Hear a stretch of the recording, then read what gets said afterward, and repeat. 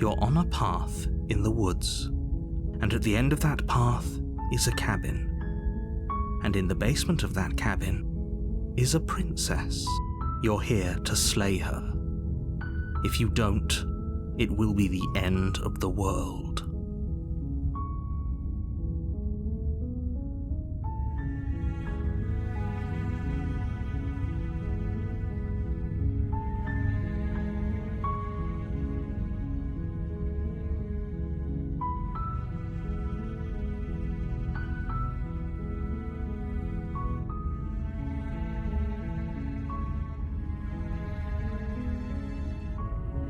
Does it? Are you a monarchist? Is slaying a princess that much worse than slaying a fisherman or a miller or a seamstress? If anything, slaying a princess is much better than slaying a seamstress. Seamstresses contribute something of value to society.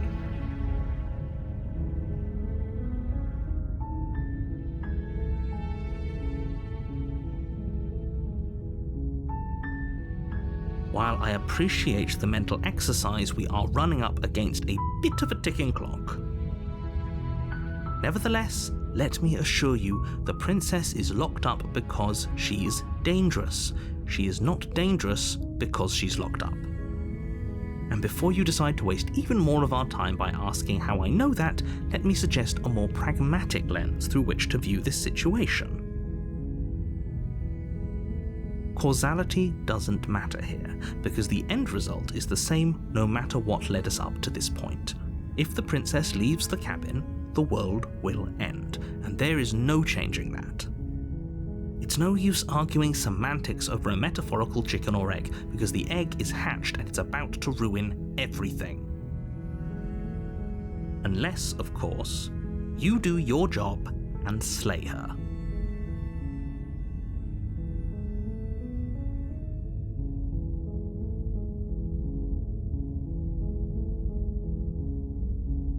Yes, but you'll have to slay her before you get it.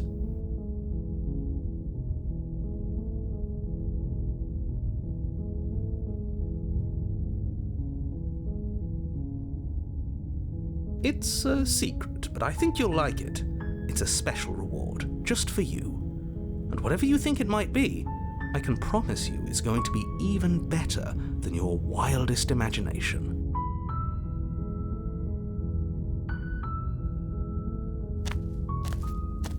You make your way up the short path to the cabin. You'll find the princess within. A warning before you go any further. She will lie, she will cheat, and she will do everything in her power to stop you from slaying her. Don't believe a word she says. We're not going to go through with this, right? She's a princess. We're supposed to save princesses, not slay them. Ignore him. He doesn't know what he's talking about.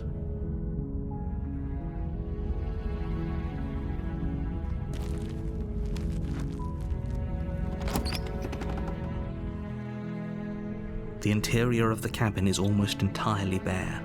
The air is stale and musty, and the floor and walls are painted in a fine layer of dust. The only furniture of note is a plain wooden table. Perched on that table is a pristine blade. The blade is your implement. You'll need it if you want to do this right.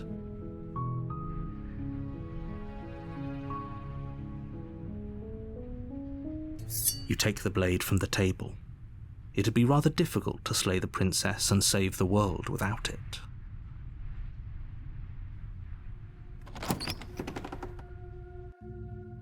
The door to the basement creaks open, revealing a staircase faintly illuminated by an unseen light in the room below. This is an oppressive place. The air feels heavy and damp, a hint of rot filtering from the ancient wood. If the princess really lives here, slaying her is probably doing her a favor. Her voice carries up the stairs. Who's there? She sounds dangerous. It's almost as if she's the one in charge down here. Don't let it fool you. It's all part of the manipulation.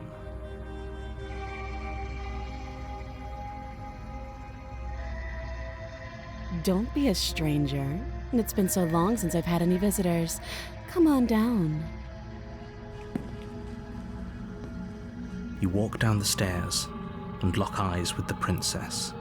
There's a heavy chain around her wrist, binding her to the far wall of the basement. She's so coldly beautiful.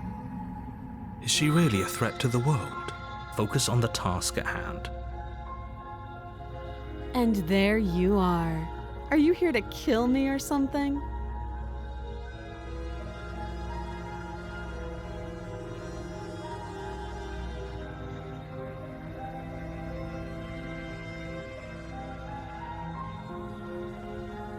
How about you drop the knife and the two of us just talk? Look how reasonable she's being. We should just drop the blade and talk things out. Don't you dare. It's fine. We can decide what we want to do after we talk to her. Maybe she really is a monster, but killing someone in cold blood isn't very becoming of us.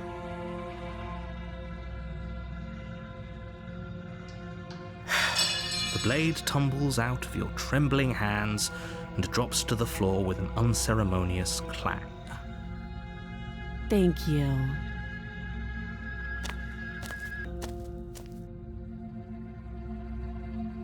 Against your better judgment, you step forward to speak with the princess face to face, unarmed. We'll be fine. I don't know what you're hoping to accomplish here, but I can assure you there's no reasoning with her. Just make sure you don't forget about the blade on the floor. You're going to need it. So here we are. What an awkward start to a relationship.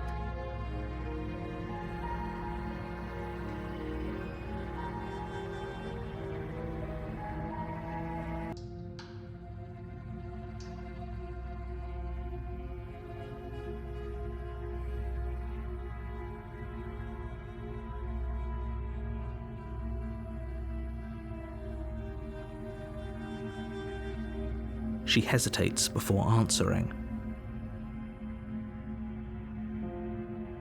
You can address me as Your Royal Highness, or Her Majesty. Any honorific should do, really. Note the lack of detail. You can't trust her.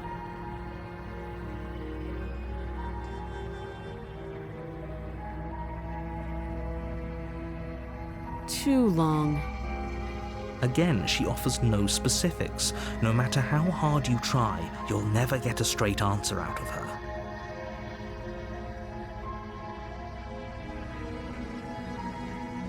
Don't just tell her that. Is that why they threw me down here? But I don't want to hurt anyone. I like the world, I think. I don't remember much about it, to be honest. I've been down here a long time. Just how long has she been down here? If I'm supposed to be capable of ending the world, then how did I wind up here, chained to a wall? Have they told you why I'm allegedly so dangerous?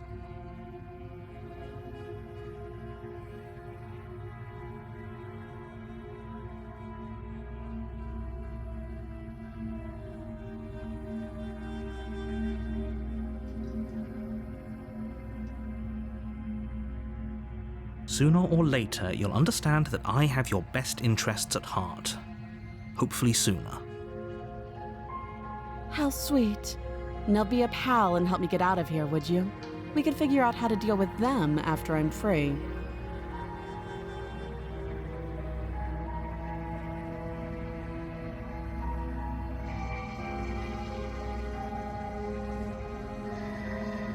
You walk up to the chains binding the princess to the wall and give them a tug.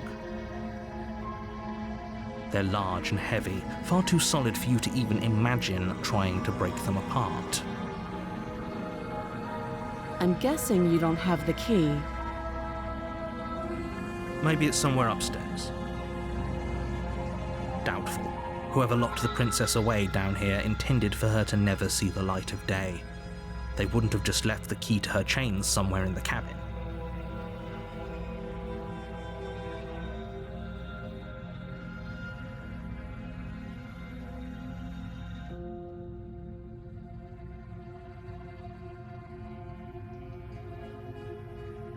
Well, you do have that big, sharp knife. You could always cut me out of here. She speaks with almost complete nonchalance. If we were stuck down here for long enough, I'm sure we'd be nonchalant about cutting our way out. Anything to finally be free. You attempt to make your way out of the basement, but the door at the top of the stairs slams shut.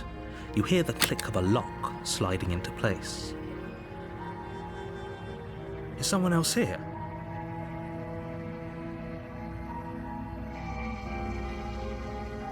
You try the door, but it's locked from the outside. You're here to slay the princess, and you won't leave until the task is done. Your shouts and pleas are met with silence. I'll repeat myself once again. You're here to slay the princess, and you won't leave until the task is done. You make your way back to the bottom of the stairs. This would have been so much easier if you'd simply slain her like you were supposed to. Easier for whom? Easier for everyone. I heard the door slam. They locked you down here too, didn't they? The knife. Pick it up and cut me out of here. You won't like what happens if you do that.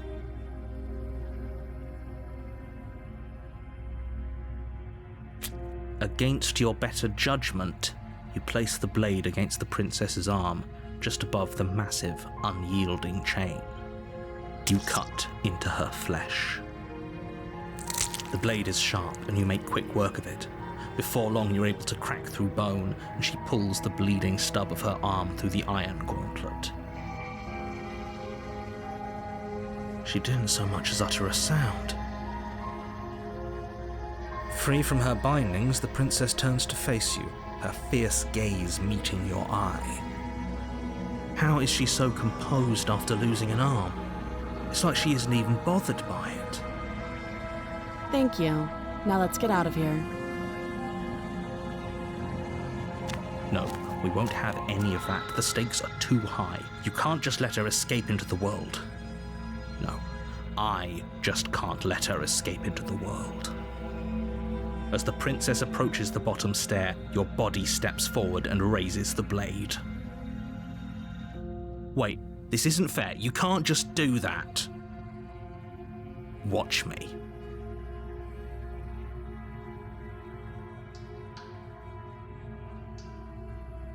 Stop that. I thought this was a little too easy. Your body lunges forward to sink the blade into her back, but the princess swiftly moves out of the way before you can connect. Stop it! Stop resisting me! I am trying to get you out of here alive. The blade. Move the blade. You're doing your best to help me, aren't you? I can see the conflict in your eyes.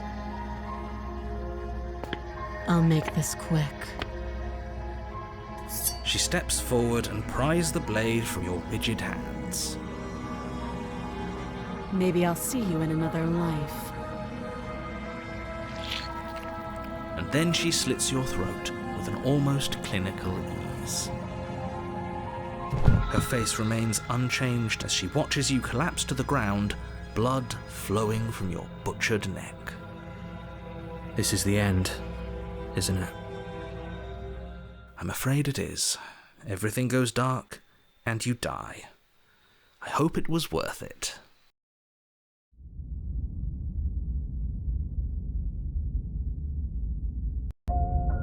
You're on a path in the woods, and at the end of that path is a cabin. And in the basement of that cabin is a princess. You're here to slay her. If you don't, it will be the end of the world.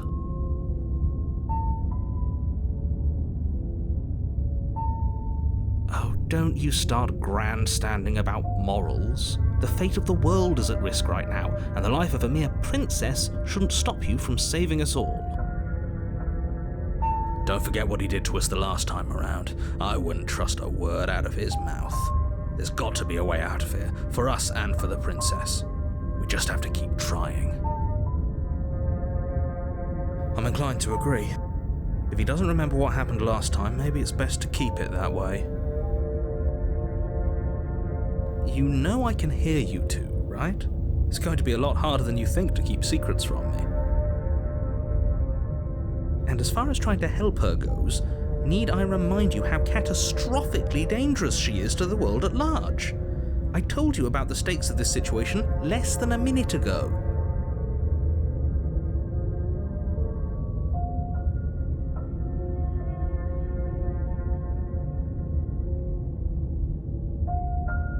Those are two very different questions, but fine, I'll indulge you if that's what it takes to get you moving.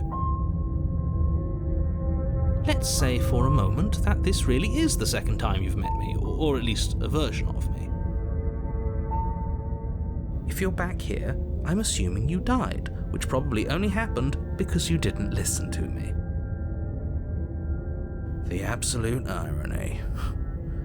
Well, that's one way to put it, I guess. You really don't remember what happened last time, do you? You practically forced the princess to kill us.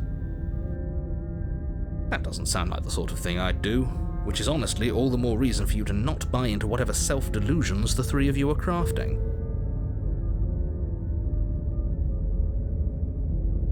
But this is a thought experiment, so I suppose I'll continue to give you the benefit of the doubt. If I did practically force the princess to kill you, it was probably for a good reason. Did you try and free her? Did you say something really mean to me? Because if I really did what you said I did, you probably deserved it. I'm a professional, after all. Sure you are. Anyway, I believe your second question was, what's the point of doing anything? If you're asking that, it sounds to me like you're making the rather dangerous assumption that your actions last time around didn't have any consequences. What do you mean? Of course there weren't any consequences. You forced the princess to kill us and now everyone's right back where they started. That sounds pretty consequence-free to me. Yes, but in this purely hypothetical scenario, that begs the question of how you got back here. Did time simply rewind itself, or were you instead transported to a different world entirely? If it's the latter, what do you think happened after you died? Do you think the people there lived happily ever after? Or do you think that the princess, left unhindered, brought about the end to everyone and everything, just like I told you she would? What a conveniently ambiguous group of things for her to ruin. For all we know, the princess left the cabin and never saw another soul. Oh, how I wish that were the case, but if the princess weren't a certain, inevitable threat to the world, the four of us wouldn't be here. And yet, here we are. You're talking in circles. No, I'm talking in facts.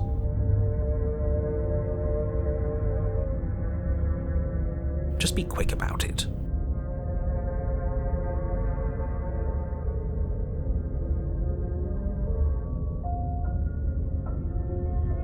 She just can. Believe me, I wish I could tell you more, but you'll just have to trust that what I'm saying is true, and that, despite it all, you're fully up to the task that's been given to you. You haven't given us an ounce of proof. You do know that, right? What proof could you possibly ask for? Literally anything. Fine. Check your pockets.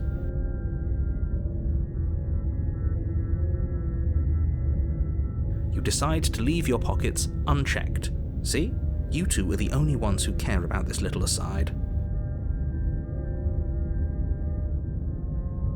People locked her in that basement, and I told you what this place is. It's a path in the woods. Don't overcomplicate things.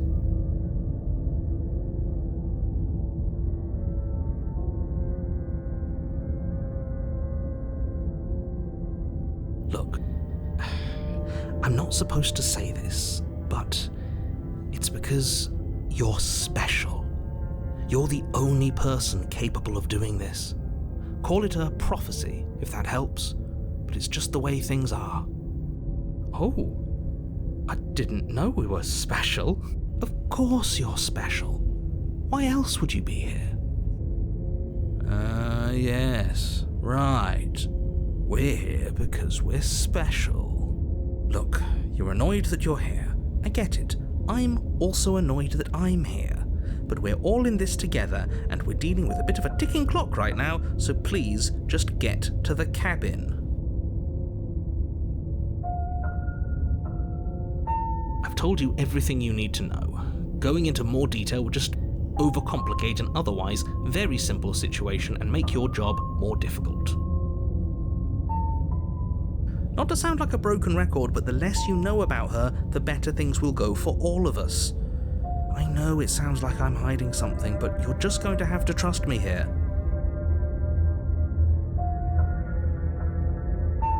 Great. Now, if you don't mind, the whole world is waiting with bated breath for you to save it from ruin. I'm not so sure running away is the best idea. We're not the only person stuck here. What about her? Seriously? You're just going to turn around and leave? Do you even know where you're going?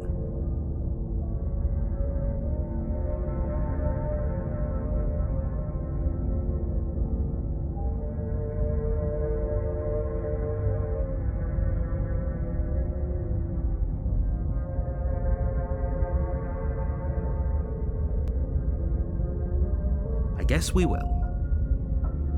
Good. Going back to the cabin is the only way we can get to the bottom of things. A warning before you go any further. She will lie, she will cheat, and she will do everything in her power to stop you from slaying her. Don't believe a word she says.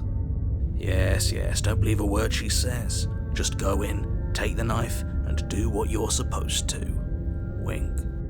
Did you just say wink out loud? No, I didn't. Wink. Just ignore this clown and focus on the princess.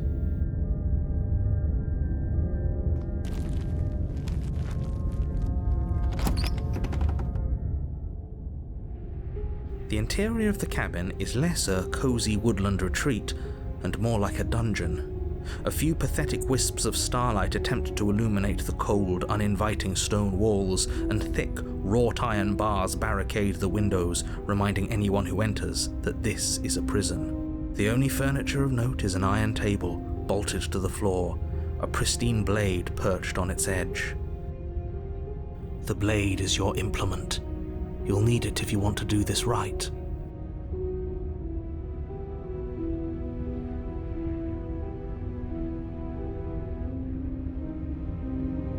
Very different. Yes, but why? Did he change it? Or did it change all on its own? Maybe it's a different cabin entirely. Now isn't that a novel thought? Maybe you haven't actually been here before. I hope this means you'll finally drop your ridiculous past life nonsense. You haven't died, and you certainly haven't been killed by the princess. So focus up. Don't get distracted by minor details.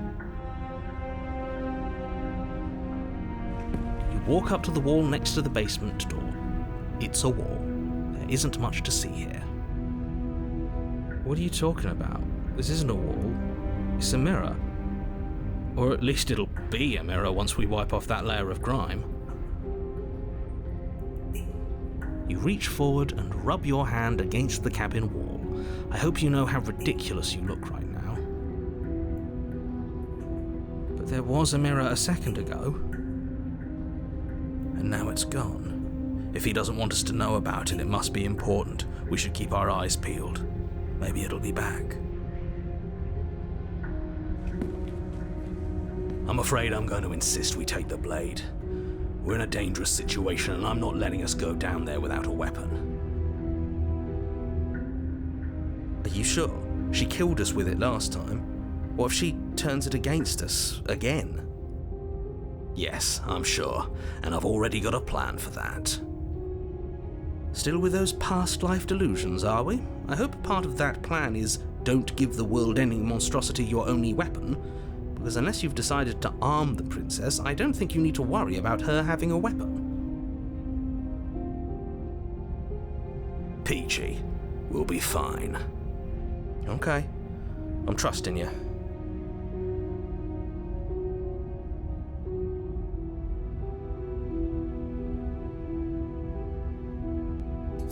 You take the blade from the table.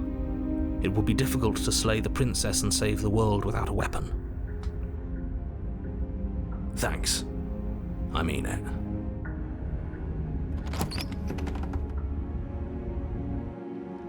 The door to the basement creaks open, revealing an old stone staircase. A few sputtering torches attempt to vaguely illuminate your path, dancing across glimmering patches of slimy moss on the stone steps. If the princess lives here, slaying her would probably be doing her a favor. Her voice, harsh but controlled, carries up the stairs. Is that a visitor I hear? Please, come downstairs. It's been a while since I've had company. Does she remember us? You walk down the stairs and lock eyes with the princess. She looks up at you, the heavy collar around her neck clanking loudly as she moves. The chains binding both her wrists to the far wall, joining the metallic chorus as she adjusts her hands in her lap. So much for cutting her out of here. Do you hear yourself right now? Cutting her out of here never should have been on the table. Have you noticed the empty chain on the wall?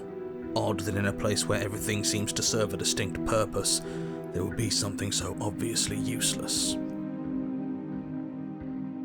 That was there last time too, wasn't it? It was. What an interesting development. Why don't you have a seat? The two of us should chat before you bury that thing in my heart.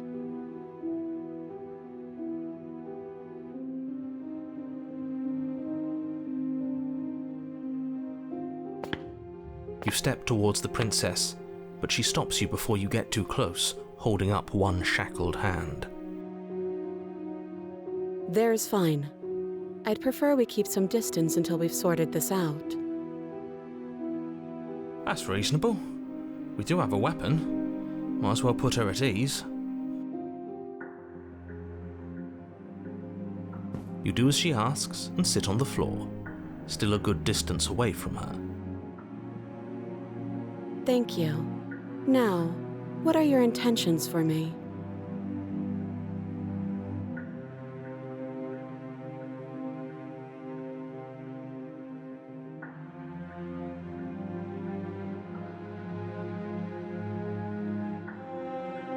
Let me borrow that knife. Don't worry, you'll get it back. That's ominous. But she seems confident. Whatever it is she has planned, I think she knows what she's doing. Oh please, she's just putting on an act to disarm you. That much should be obvious. In case you need to hear a voice of reason, it would obviously be unwise to give away your only weapon. Though if she isn't bluffing, whatever she has planned might be for her benefit alone. There's no guarantee that what's good for her is good for us. So, what should we do? I don't know. I'm just spelling out our options, listing the pros and cons. Then let me help you. I'll start with the cons. If you're handing her your weapon, the cons are that she might use it to escape and end the entire world. And she might use it to kill you. That doesn't sound great. What about the pros? There are none. The pros are that we can't trust him, possibly even more than we can't trust her. And whatever she has planned could do something to mess with what he has planned. Or maybe they're both screwing us over in their own ways.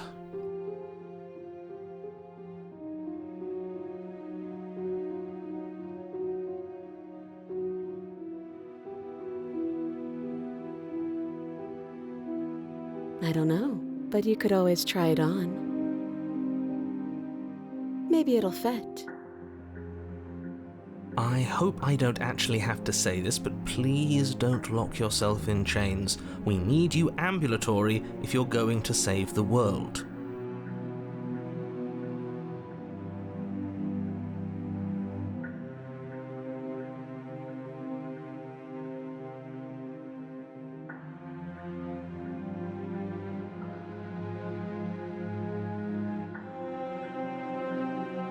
Slide it over. No, absolutely not. I am not letting you hand your only weapon over to the world-ending princess. Until you come up with any other idea, like, say, I don't know, doing your job and slaying her, you remain rigidly in place. Do you think this will work? Interesting that you're only having us remain in place. It's almost like there are very real limits to your power. I don't know what you're talking about. The world ends if we fail, right? Her killing us might not be our only failure state, if you catch my meaning. I don't know where you're going with this. Could you explain? Yes, explain it. Sure, I'm insinuating that we could kill ourselves. Ruin this whole thing. You wouldn't. I'm not afraid of dying. Are you? A little. You got your point across. Fine. You slide the blade across the floor. The princess maintains unsettling eye contact as she reaches down to pick it up. Thanks. She pulls up her hair, smiling slightly, as she raises the blade to her throat. What is she doing? She doesn't say another word as she cuts into her own neck. No.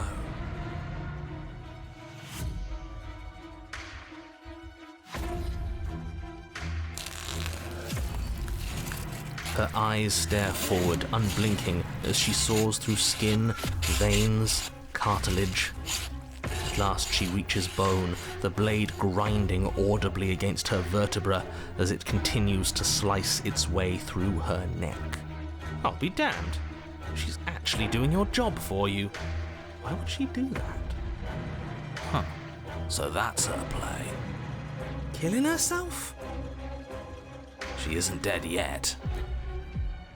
Finally, you hear a snap. Her eye twitches. There's an uneasy silence. She remains motionless for a long moment, her twitching eye the only movement in the room, until at last it stops in an unsettling half-wink.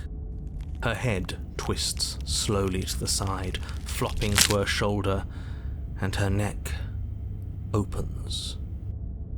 The remaining tissue is not enough to hold the weight of her severed head. It stretches and tears until finally it falls to the floor, completely free. It bounces a few times before rolling to a stop at your feet. Oh no, oh no, oh no, what did we do? Can we put it back? Please tell me we can put it back. The princess's eyes stare up at you, dead. Congratulations, you saved the world. Are you sure she's not winking at us? Obviously not, she is thoroughly deceased. I hate this. Can we just get out of here now, please? Of course, the princess is slain and the world is saved. Whenever you're ready, you can proceed to your reward. We should take her with us, don't you think? What? No, you shouldn't do that. Why would you do that? I can think of lots of reasons. A trophy, proof of our victory. Hell, we could even give her a proper burial. She did save the world, right? You don't need proof, you don't need a trophy, and she doesn't deserve a burial. Just leave. Even after all that, you're still not satisfied, are you? Something is still motivating you to keep things the way you want them. I'm just eager to put this all behind us and give you your reward. Stop reading into things, the danger has passed. You can relax. I'm just keeping myself sharp. I'm not so eager to put my guard down. I am. I'm on team, let's put this all behind us, so can we leave already?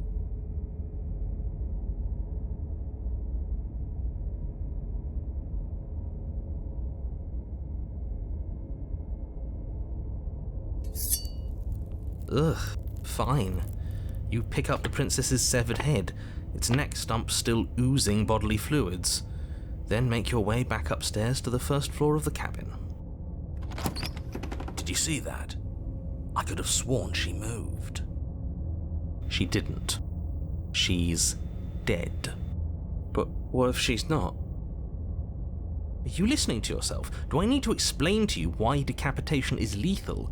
The door to your bountiful reward is right in front of you. All you have to do is open it.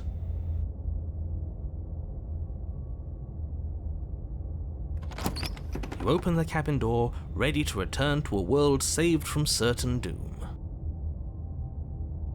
Only, a world saved from certain doom isn't what you find. Instead, what you find is... Wait, no, that's not right. Well played. This is the end of the world, isn't it? I always thought I'd at least have time to explain myself before I had to watch it happen. It's already...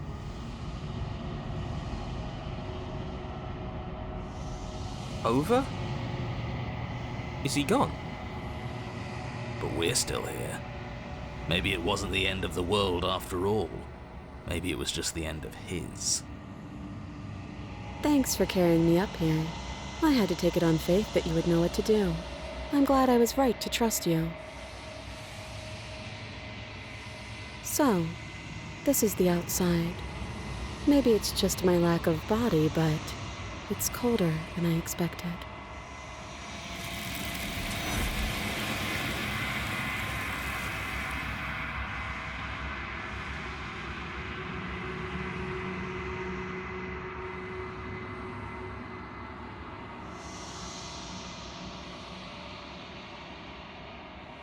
She's gone. Where did she go? Should we try and find her? And there's that mirror again. Why is it here? Why now?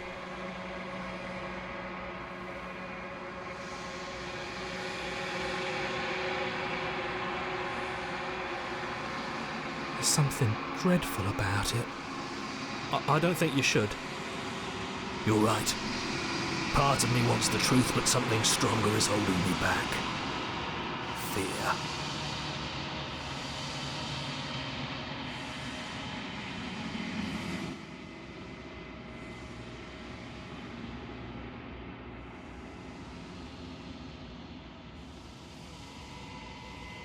I'm begging you, don't do this.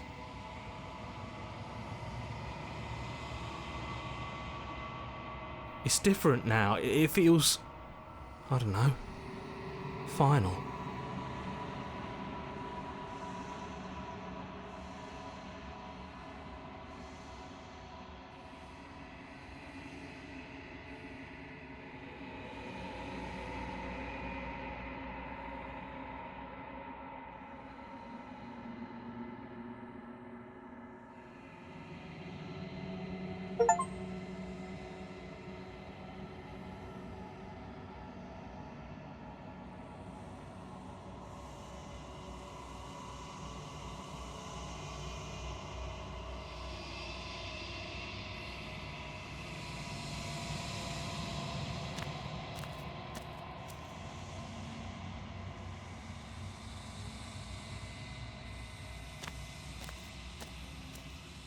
Something finds me in the long quiet and brings me the gift of a fragile vessel.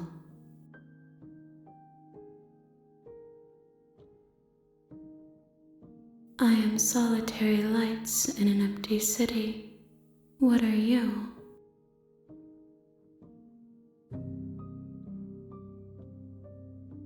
I think that you are like me. We are oceans, reduced to shallow creeks. How can the world have ended if we are talking? You are the only thing I have ever known. The space we're in is vacant. Nothing comes here but us.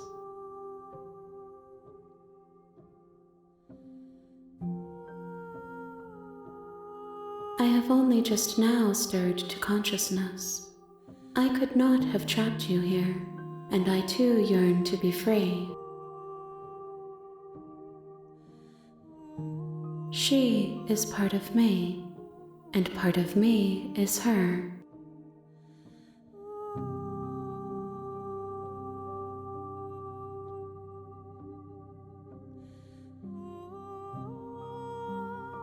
You are familiar, but you are not me. I feel sadness, longing, hope as I witness you. Nothing as we are, but I know that there are worlds beyond us, and that we are meant to reach them. There is no exit, but this vessel is a creature of perception. She can make you forget, if only you believe her to be able to. Bring me more perspectives, so that I may be whole, and perhaps then we will know our freedom.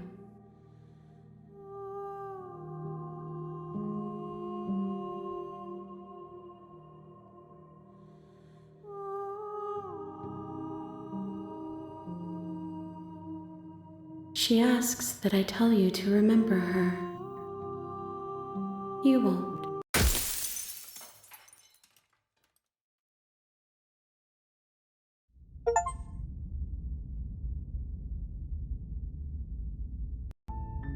You're on a path in the woods, and at the end of that path is a cabin. And in the basement of that cabin is a princess.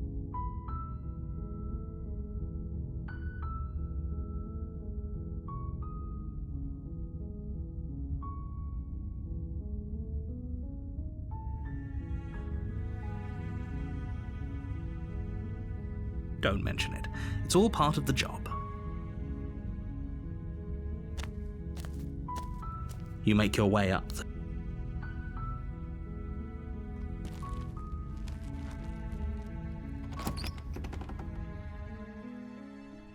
the interior of the cabin.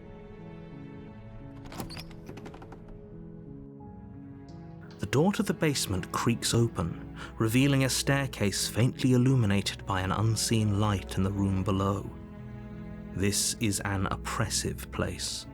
The air feels heavy and damp, a hint of rot filtering from the ancient wood. If the princess really lives here, slaying her is probably doing her a favor.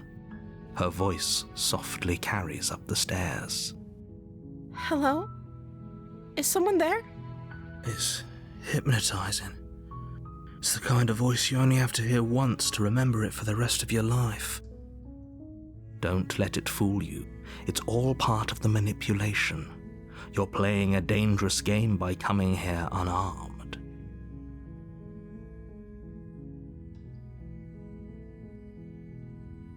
How many times do I have to tell you how dangerous letting her out of here would be before it finally sinks in? Wait, really? You're here to rescue me? I was starting to think I'd be stuck down here forever. Come downstairs. I want to see the face of my rescuer.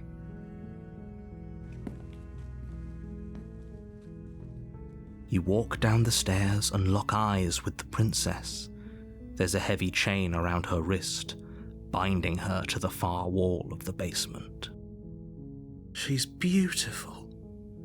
How could someone like this be a threat to anyone? I am begging you to stay focused. There's a lot riding on you here. Hi. I can't believe you're here. I've been waiting for something like this to happen forever. I hope you brought something to deal with these chains. Don't do it. If she gets out of those chains, we're all one step closer to the end.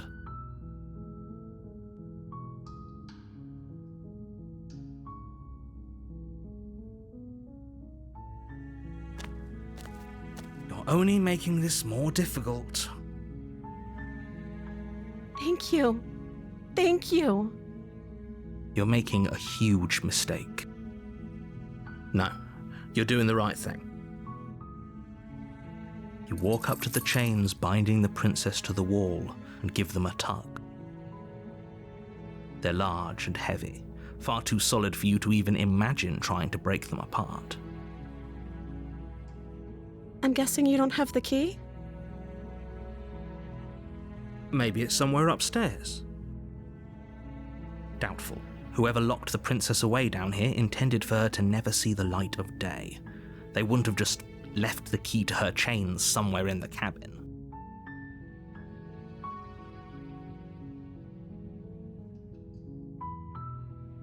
Okay, I'll be here.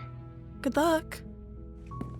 You attempt to make your way out of the basement, but the door at the top of the stairs slams shut. You hear the click of a lock sliding into place. Is someone else here? You try the door, but it's locked from the outside. Your shouts and pleas are met with silence. You're here to slay the princess, and you won't leave until the task is done. You make your way to the bottom of the stairs. This would have been so much easier if you'd just taken the blade like you were supposed to. Easier for whom? Easier for everyone. Look at the mess you're in. I heard the door slam. They locked you down here too, didn't they? There's a slight panic rising in the princess's voice.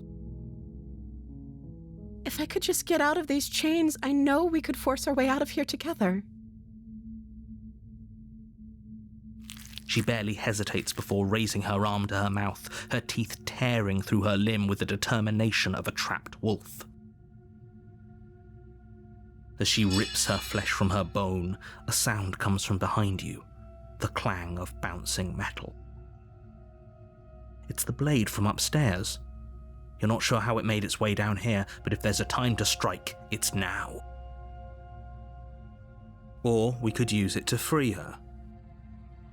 You won't like what happens if you do that. Fine. Against your better judgment, you place the blade against the ragged, self-inflicted wound on the princess's arm, just above the unyielding chain binding her to this place. You cut into her flesh. The blade is sharp, and it takes little effort to crack through the bone of her arm. Her limb falls to the ground, and the heavy chains follow suit. She didn't so much as utter a sound through the whole ordeal. No, she didn't. She smiles softly as her gaze meets yours, blood from her wounded arm dripping rhythmically to the ground. How is she still smiling after everything? It's like she isn't even bothered by what just happened. Thank you. Now let's get out of here.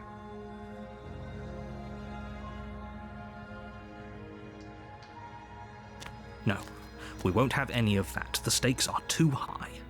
You can't just let her escape into the world.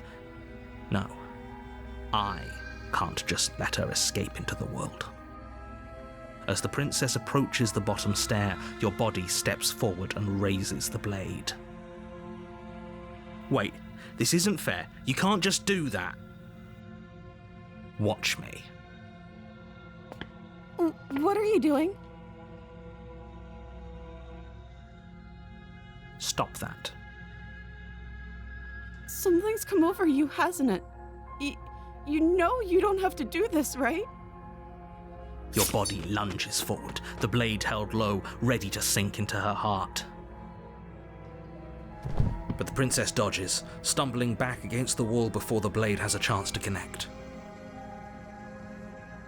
Stop it. Stop trying to resist me. I'm trying to get you out of here alive. The blade. Move the blade. As your body remains frozen in stubborn resistance, the princess takes a cautious step forward. We both know this isn't you. She nervously reaches towards you and takes the blade from your infuriatingly rigid hands. What are you doing? I'm sorry. I'll try to be quick. She plunges it into your chest, tearing through flesh and sinew. It is agony. But you aren't dead yet. Oh no, I'm so sorry. Stay strong. We can tough it out until it's done. For her sake. For her sake? Don't you start pretending that dying a painful death is some sort of heroic gesture. The two of you have literally doomed everyone. Whatever. She sinks the blade into your chest again and again and again, and you feel every inch of burning pain that slices its way into your body. I'm sorry. She doesn't know how to use a knife, does she? Apparently not, though it doesn't matter how sloppy her knife work is, does it? A stab wound is still a stab wound, and it won't be long before you bleed out. I'm so sorry. With one last thrust of the knife, your legs give out beneath you. You collapse to the floor, your blood pooling around you, your limbs unresponsive. The princess stares down at your ruined chest as tears carve rivulets of pink down her blood-spattered cheeks. It can't just end like this, right? Oh, that's rich coming from you. As much as I'd prefer for things to have gone differently, I can't deny the reality of what's happened. The two of you made your choice. It's over. Everything goes dark, and you die.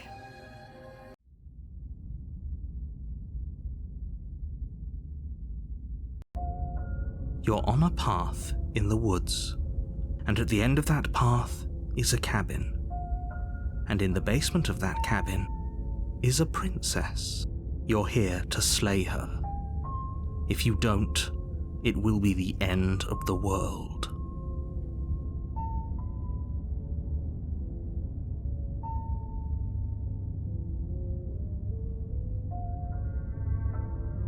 My tricks? What on earth are you talking about? We just met for the first time. If he doesn't remember what happened, then maybe it's best to keep it that way. Yes, he didn't approve of us last time, did he? If we're going to save our beloved, we'll have to be sneaky about it. Our beloved? Yes, you'll have to be very sneaky about your intentions if you're going to try and save the princess. Ah, so all of the cards are on the table. Then you should know that we and the princess are in love, and the four of us will be foiling any and all assassination attempts you've got in the works. We'll see about that. Whatever you do, just be sure to ignore him specifically. It sounds like he's the sort who'd sacrifice the whole world for a peck on the cheek. What can I say? A world without love is a world that isn't worth saving.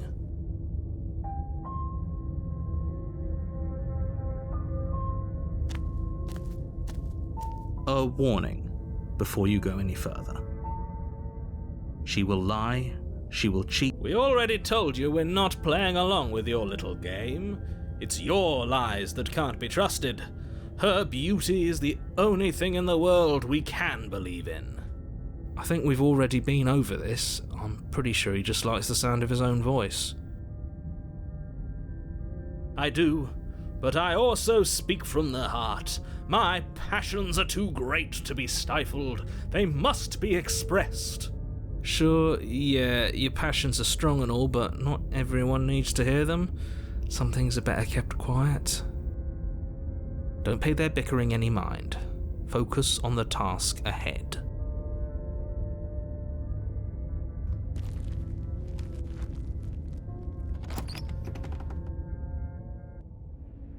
The interior of the cabin is clean and elegant, its stone walls draped in fine threaded tapestries. a prison befitting a royal prisoner. The only furniture of note is an ornate wooden table with a pristine blade perched on its edge. The blade is your implement. You'll need it if you want to do this right.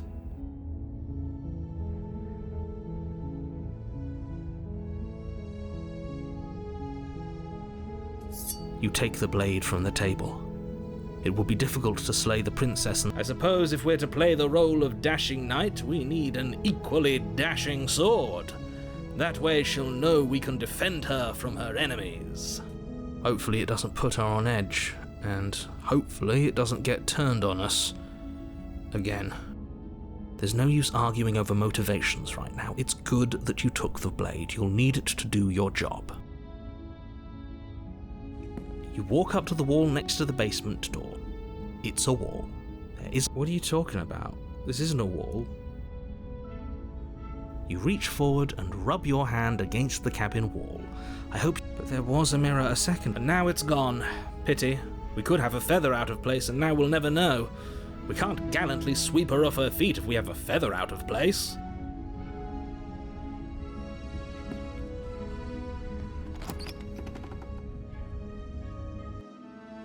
The door to the basement creaks open, revealing an intricate stairwell. Gold-trimmed carpet glimmers in the light of the torches positioned along the walls. The basement almost seems welcoming in the dim firelight, but it's still a stone basement. If the princess lives here, slaying her is probably doing her a favor. A soft voice carries up the stairs. Hello? Is someone there? Her voice. It's somehow even more beautiful than last time. I can hear wedding bells already. I've held my tongue till now, but you're taking this a little too far. We barely even know the princess. We can still do right by her without all this over-the-top fawning. Yes, for everyone's sake, you're not in love. Just remember that her charms are all part of the manipulation. You walk down the stairs and lock eyes with the princess. There's a heavy chain around her wrist. My love, we're here to rescue you from your unjust and foul imprisonment. You know she can't hear you, right? She may not be able to hear my words, but surely she can hear my spirit. Oh, your spirit's plenty loud, all right. It's you, my dashing hero. I was so worried you wouldn't come back. Did you hear that? She said we're dashing. And she called us a hero. Flattery really goes a long way with the two of you, doesn't it?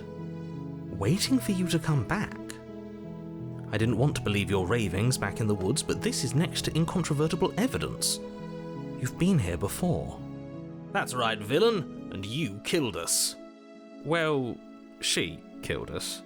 Only because he made us try and kill her. It was self-defense. Our beloved's hands remain unstained by cruelty. And you've died before. So an entire world has been damned to oblivion. I'd really hoped I'd be the first, but what's done is done. What matters is you have a chance to do it right this time. We damned a whole world, but everything reset.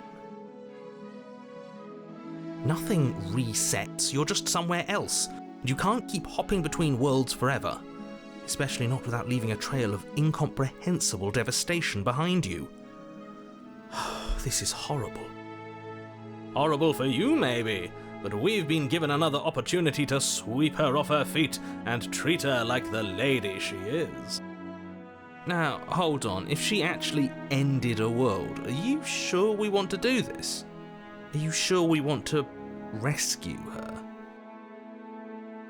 We never saw a world end, and now I'm even more certain that we must chase our heroic and romantic destiny than I've ever been. I shan't let anyone convince us otherwise. Are you listening to him? He's lost it. Don't let him distract you. Just do your job.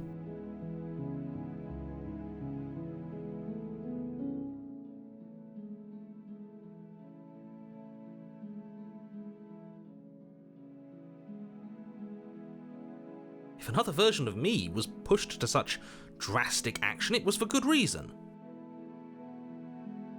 That's okay. You were just doing your best, and that's all that matters. She took that in stride, to a surprising extent. An almost unsettling extent, actually. That's because she's perfect. Do you think she has someone like him telling her what to do? She doesn't. There's no one else like me. I think he's right, because I like it better if she doesn't have some horrid little voice like him, always trying to drive her to violence.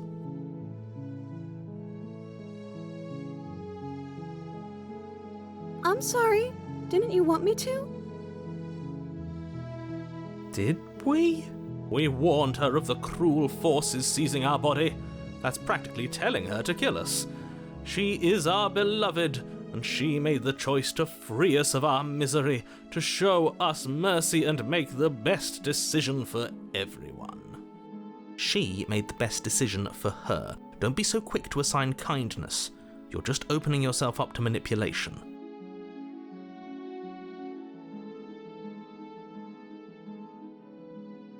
Rescue her? What are you talking about? Did you forget that she's a world-ending monstrosity?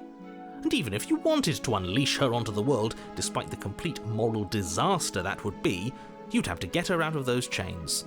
Good luck with that. Don't you see how dainty her hands are? We'll be able to slip her out with ease. No, she's a prisoner here. You can't just slip her hand through the chains. If her hand could just slip out of the chains, why hasn't she done it already? Because we've yet to present her with her freedom. I'm not sure I follow. Would you rather believe me, a passionate heart guided by love and my own good nature, or would you rather believe the devil on your shoulder who tells you what you can and cannot do? I think I'd rather believe in facts. Ah, so you're one of those empiricists. One of us has to be. Then let me show you a brand new truth. Narrator, we courageously step forward and free our beloved from her bindings. No, I can't let you do that. If you take another step towards the princess, You'll what? Take over our body and force us to try and kill her? Yes. Not on my watch, villain. My passions contain titanic depths, and if you try anything that might harm our dearest, I will end our life without a second thought.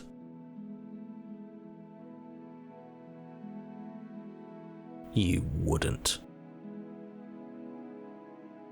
I would. I'd listen to him if I were you.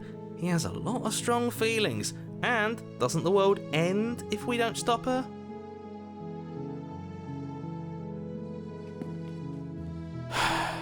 You approach the princess and gingerly slide her hand from her bindings. That shouldn't have worked. I'll be damned.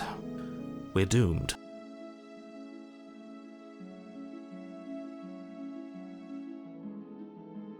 I can't believe it, but I guess I have to. I told you, there's no life more worth living than that of a true believer. I'm free, and you're not trying to kill me this time. Thank you. Thank you so much. The princess jumps up and smothers you in a joyful embrace. Ugh.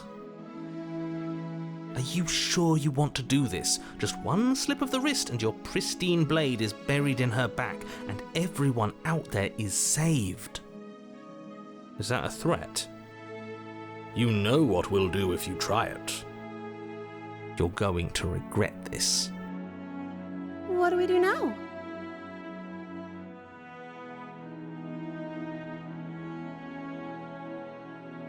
That sounds perfect. As the princess takes your hand in hers, you let your blade tumble uselessly to the floor, and with it tumbles the last hope for the entire world. We have each other. We don't need the world for our happy ending. I like to think that you do, actually. Look, I have my doubts, but the choice has been made and this is happening. You don't have to mope about it. I will mope about it, because moping is the only recourse you love-blind fools have left me with. You and the princess walk up the stairs hand in hand. Ugh, look at the way she's smiling at you. She doesn't have to be so happy about this. And what happens after we walk up the stairs? Let's see. Oh, isn't that interesting? The door slams in your face and the lock clicks. That's a familiar move. Did I do that last time? Then you should know that you won't be able to leave. Oh no! Did someone lock us in here? That's not fair! We're supposed to leave now. She's right. It isn't fair. But the unfairnesses of the world are no match for the strength of true love.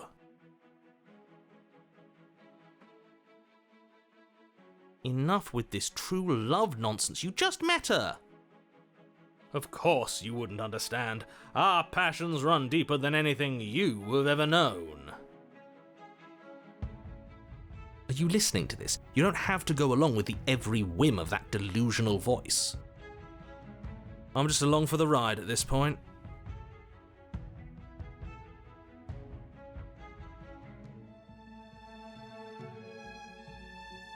Okay, yeah, let's do it. Like a pair of teenagers in love, you and the princess place your hands on the door together. Blech. And the lock clicks and the door creaks open. Are you kidding me? I told you our love was insurmountable. You and the princess make your way upstairs. Her freedom and the world's ruin are just a few moments away. If you don't mind, I'm going to fix myself a drink before you ruin everything. If I'm about to see the end of the world, I'd rather not see it sober. That's the way out. We're going to leave together, just like you wanted. Yes, I suppose you are going to do that, aren't you? You cross the room, opening the door to the cabin. And then you step outside. Our happy ending at last. We did it! What should we do now? Where did everything go?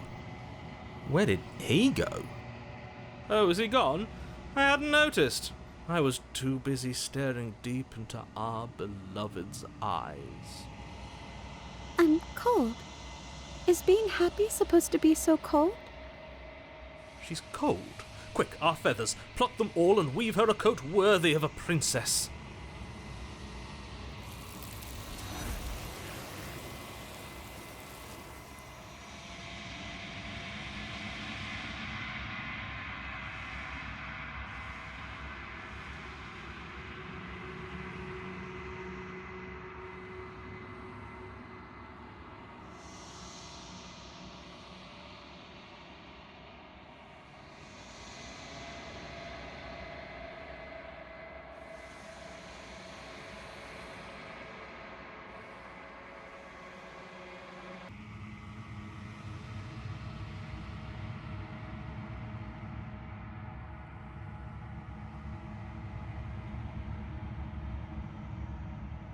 She's gone. Where did she go? And is that a mirror? Why is it here? Why now?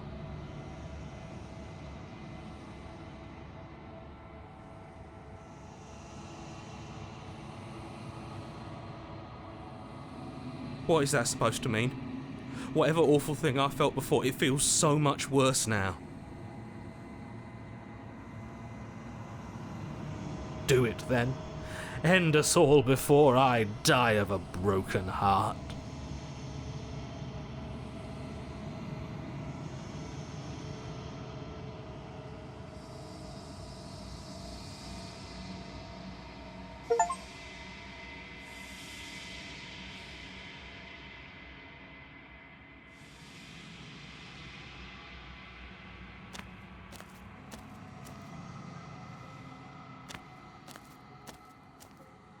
Flickering lights in empty cityscapes become pockets of vitality and movement. I am more than I was before. Whenever you are ready, I will wipe your slate clean once again. Is a child the same as an infant? I am an unbroken pattern, but every vessel gives fresh perspectives and carves new avenues of expression. I am different, but I am the same. Eyes close in reflection. Perspectives meld together, and the breadth of my experience stretches to new corners. There are contradictions, conflicts in my nature, and there are familiarities that bind everything together. It feels correct. This is what I need to be. This is the only path forward.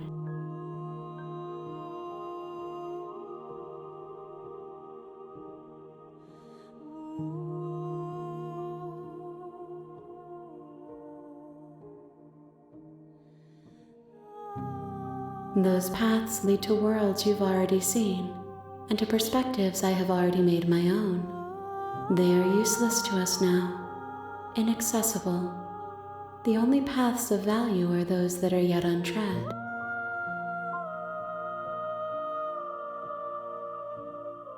Why wouldn't I be kind to you? You are the only thing I know that isn't me.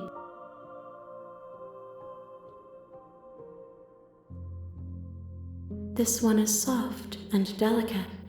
You molded her to love you, and she'll make for a gentle heart. Do not mourn her. She has served her purpose.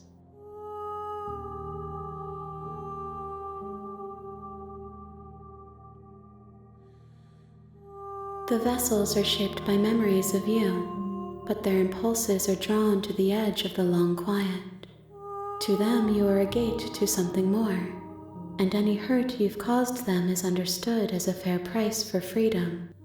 But they are only thoughts and perspectives. They are not me. The wounds they've suffered carve texture around my heart. Without them, I would be as I was before. I would be alone and without sensation. I could not feel the joy of having you by my side, for I would not know your absence.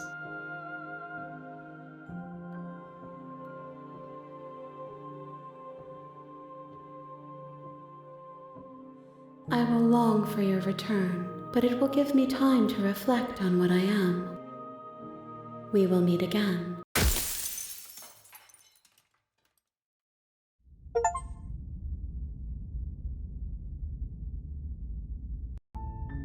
You're on a path in the woods.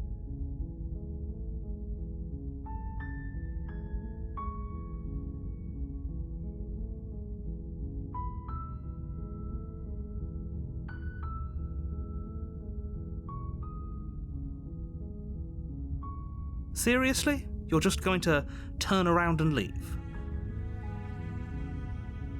Somehow I doubt that, but fine. I suppose you just quietly continue down the path away from the cabin.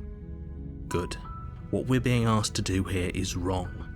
Better to wash our hands of this whole situation than to take part in it. Ignore that annoying little voice. He doesn't know what he's talking about. That's strange.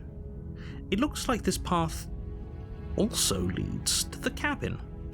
How convenient. Everything's back on track again. Maybe the world can still be saved after all. You're really keen on wasting everyone's time, aren't you? It's remarkably selfish, if you ask me. I've already outlined the stakes of the situation. If you don't do your job, everyone dies. Like, dies. Forever.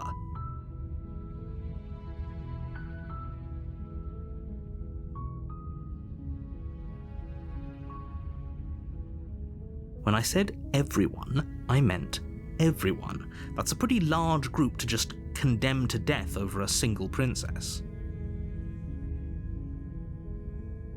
And, last I checked, you're part of everyone too, so if you think about it, walking up to that cabin and slaying her is really in your best interests as well.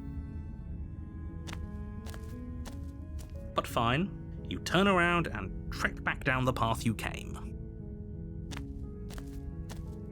Oh, would you look at that? You're at the cabin again. Now, I'm not normally one for superstition or astrology, but I have to say, it seems like the universe itself is doing its best to bring you to your fated confrontation with the princess.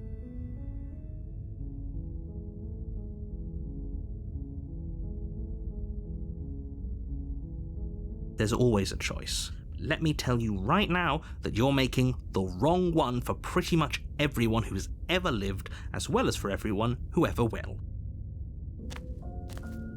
And here we go. As you trudge into the woods, something strange starts to happen.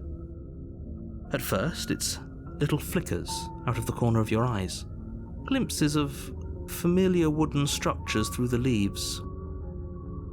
But as you focus on your surroundings, you start to realize that those flickers weren't just a trick of light. In every direction, there is a path and a cabin. And not just a cabin, the cabin. An infinite fractal of paths and cabins desperately trying to draw you back to where you need to be.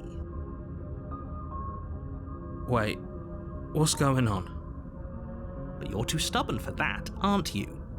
It doesn't matter how many paths or cabins appear around you, you're just going to do whatever you can to shirk your responsibility because you care more about irritating me than you do about the fate of the world. You've doomed us all, you know that, right? But of course you do, otherwise you wouldn't just wander off into the forest in search of certain death. You lose track of just how long you spend aimlessly tromping through the wilderness, but it's not like any of that time spent lost in the woods really matters, because it isn't long before the world ends and everyone dies.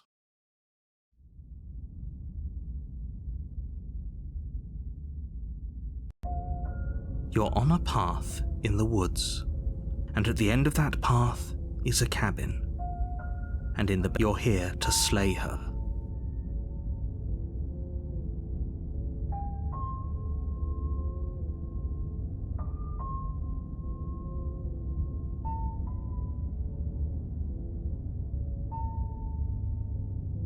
You know I can tell when you're lying, right? Please take this seriously. I am begging you. A warning. She will lie. If we're stuck going in there, maybe we should believe her. Maybe she isn't a liar. Ignore him. He's just being difficult for the sake of it. Let's keep an open mind. The cabin interior is wrong. A confusing patchwork of many cabin interiors, all projected across what's almost the same space. But it's all shifted. An inch here, a foot there, such that the seams are never quite visible enough for the place to make any sense. The only furniture of note is a plain table, its legs all the wrong lengths, its material devoid of feature. Perched on that table is a pristine blade. The blade is your If he wants us to take it, maybe we should just leave it to collect dust, or better yet, grab it and throw it out the window. What good is a knife against a world-ending monstrosity anyway? No, we're taking the knife. Have you seen this place? We have literally no idea what to expect and no idea what we're dealing with. I've already told you what you're dealing with. You're dealing with a princess. How many times do I have to explain this incredibly simple and straightforward premise? You can't just say that, but when everything here is so wrong. Listen to me. My job is to describe facts as facts and to guide you through your job, which is to slay the princess and through that action, save the entire world. And if you're going to slay her, you cannot let fear creep into your heart. You cannot lose yourself before you even get to her. Oh ho ho ho! You've piqued my interest. What's going to happen if we lose ourselves? Nothing, because you're going to pull yourself together. Just ignore the stressful geometry and stay calm. How? Even if we closed our eyes, you're constantly describing it to us. I'm not going to stop doing my job, so you're just going to have to get better at yours. And quickly, if you don't mind. Yes, take a deep breath. I'm all for getting under his skin, but we'll miss out on loads of fun if we shrivel up into a ball and go insane the first time we see something weird. What you're seeing here is obviously real. Just accept it and go with the flow. It really isn't hard. Okay, I'm fine. Good. Now, whenever you're ready, we're all waiting for you to complete a very important task. You walk up to the wall next to the basement door. It's a wall. There isn't much. What are you talking about? This isn't a wall. It's a mirror. You reach, but there was a mirror, and now it's gone. You know that taking the mirror away from us isn't going to change things, right? We'll find it again, and then we'll see whatever it is that you don't want us to see. You take the blade from the table. It would be difficult to slay the princess and save the world without a weapon. Okay, fine, you took the knife, but you really shouldn't hold it like that. Then how are we supposed to hold it? The other way, thumb at the bottom. We'll look much cooler and more serious if we hold it with our thumb at the bottom. It really doesn't matter how you hold the blade, as long as you have it. You switch your grip on the blade. Congratulations. Yes! Isn't this so much better? Okay, fine. You're right. This does look a lot better. It really doesn't matter. Just get on with it and deal with the princess already. Haha! Yes! Do it! Seriously. You throw the blade at the window, glass showering the cabin as your weapon flies out into the night. I suppose you'll just have to deal with the princess without it. We'll be fine, don't worry about it. What's the worst that could happen? The world ends? Oh well. If the princess wasn't going to do it, the heat death of the universe was going to come for it eventually. I'm not so sure. This place is already messing with my head. It would be much better if we had a weapon. What's done is done. Good luck, hero. The door to the basement creaks open, revealing a web of branching staircases all built from unidentifiable materials. Nothing here seems to belong, and the closer you examine your surroundings, the more confused you get, your head throbbing with the effort of making sense of this place. None of the stairs even seem to go anywhere, let alone down.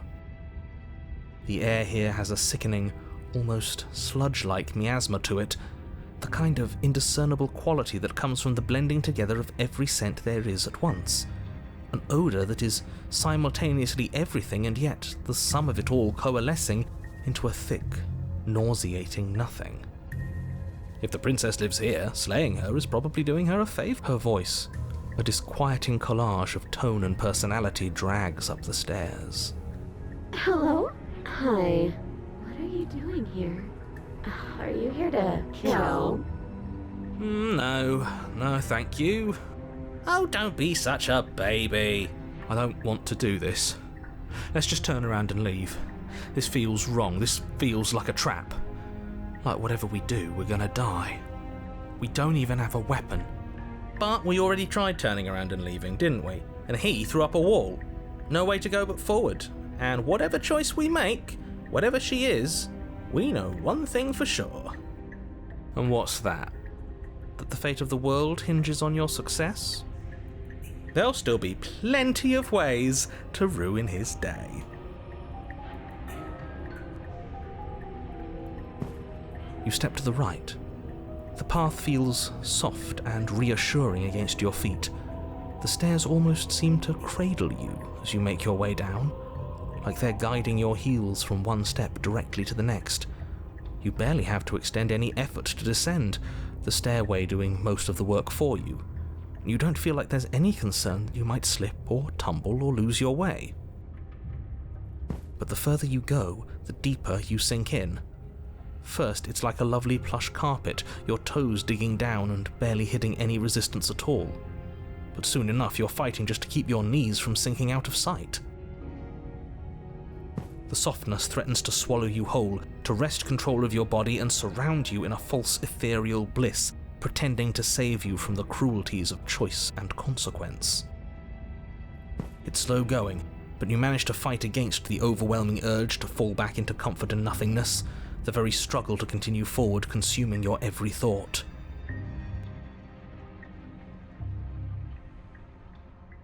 You slowly lose sense of yourself the further you go. Time disappears, and you can feel yourself begin to untether.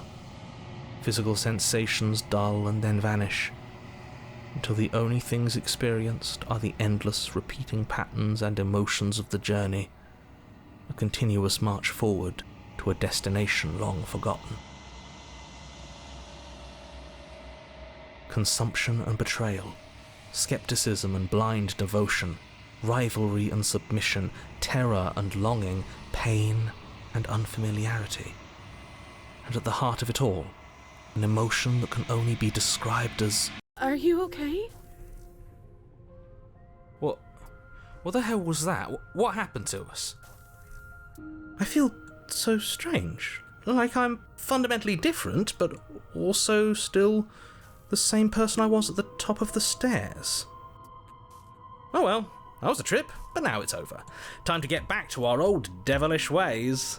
The princess, eyes bright but otherwise shrouded in darkness, watches you impatiently from the other side of the basement. Don't forget why you're here. And why are we here again? In case you weren't listening, I'm afraid I lost myself on the way down. You're here to... He's just being an ass, we remember. Though I'm still not sure if we should trust you.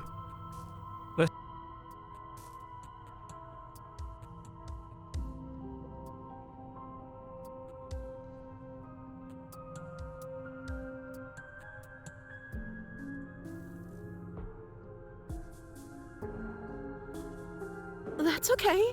Sometimes I forget where I am too. The shadows recede, revealing the princess's face. She's so warm and friendly. It's deception. Don't buy into it. How strange. So, why are you here? As the princess speaks again, it's almost as if she fractures, and where there was once just one of her, there is now another. We can do that? I don't like this. It's those cabins all over again. Can we put her back? Again? Have you been here before? Should we tell him? Nah, let him stew. Right, I'm telling him. Yeah, we've been here before, but we never went to the cabin. We just turned around and left until... It's hard to describe. Until the only thing we could see was the same cabin going on forever. And then you told us that the world ended and we died. And then we woke up, and I'm pretty sure you're familiar with all the rest of it. It seems to me like you saw something you weren't supposed to have seen. If only you'd listened to whatever words of wisdom you were given in that other reality. But what's done is done, isn't it? Whatever you saw last time, unsee it. Whatever thoughts weaseled their way into your head, unthink them. If it's not already too late. You have a job to do here, and you need to do it now. Ooh, new plan. Let's see if we can make even more of her. I don't know what happened to you, but you look like you're in one piece now. But I understand. Sometimes I feel like I'm being pulled apart too. It's so terrifying down here. But at least now you're not alone. And I'm not alone either. We're probably stuck down here forever, aren't we? There's no way out, and barely a way in. I don't remember what it was like before I was in this place. Why would I know what happened to you?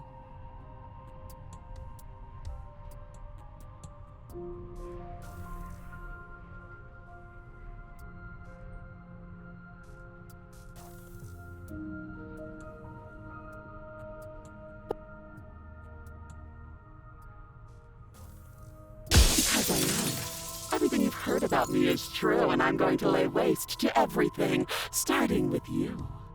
Okay, this was fun for a bit, but we can't even really interact with her, can we? What's the point of asking questions if all we're going to get is a million answers? Can't even follow what's going on anymore. We need to get out of here. This whole place is making me itch.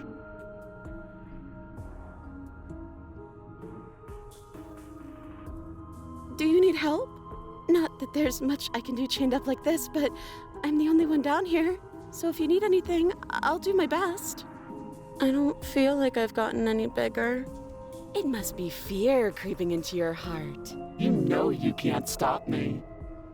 And what's that supposed to mean? Are you trying to get under my skin? She fractures again. I don't like where this is going. Neither do I. Which is why you need to slay her now before things get more complicated than they already are. How would we even do that? Where would we start? You could always start by retrieving the blade. The one he made us throw out the window. I wasn't the one who threw it. Oh, come on, you told us to. Don't try to pass the blame now that it's come back to bite us. Well, if I'd known we'd be dealing with this, maybe I wouldn't have been so hasty with my suggestions. This is reaching its breaking point. If you don't act now, there will be nothing in here but her. Take a deep breath and focus up. You can do this. But how do we decide what to do? Can there even be a right choice when all of them are so different? Stop overthinking it. Your drifting thoughts have clearly been part of the reason this situation has gotten out of hand. If you're trying to do the right thing, there's only ever been the one option, and that option is slaying her. Just do something. Do anything. Do all of it, if that's what you want. This place is hell, and it's only getting worse. Wait, that's not right. Go on. You take a step forward. Your foot lands, but it lands different. You experience a firm footfall, a gentle tread, a confident stride. You can feel yourself rupture. The room spins, your perception multiplying in a sickening kaleidoscope as your very self is pulled in incomprehensibly many directions. You find the blade suddenly in your hands. All at once you use it to strike at her bindings as you remain upstairs and slay her and leave her to languish alone. Is this what the end of the world looks like? What an unbearable mess. But this... we can't... Do you not have anything witty to say? I could use a good bit of wit right now. No, I don't, because this isn't fun. How are we supposed to have fun if everything is happening at the same time? It's the same as nothing happening, and nothing is excruciating. Luckily for all of us, nothing and everything doesn't go on forever. The world and the princess collapse in on themselves before it all.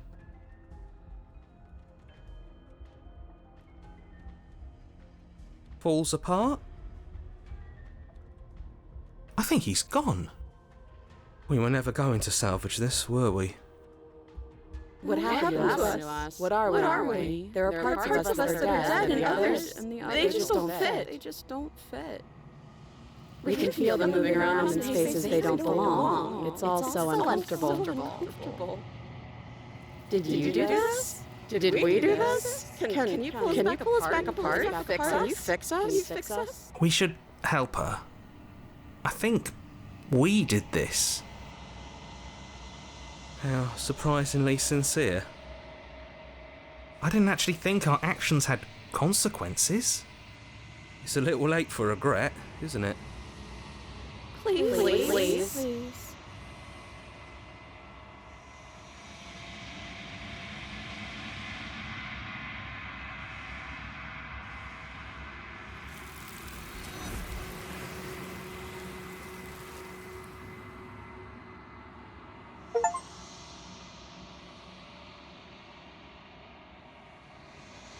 She's gone. Where did she... And there's that mirror again.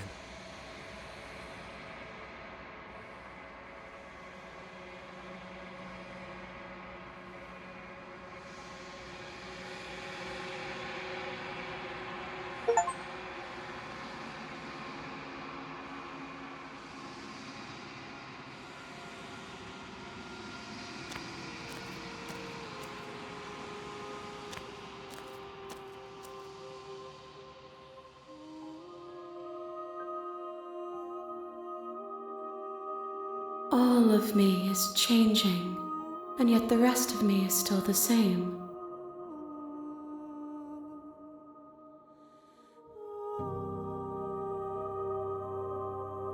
As easily as you can stand to be you, you are like me, even if you have chosen not to look at the corners of you that do not fit, even if you have chosen to ignore the brilliant contours of your soul.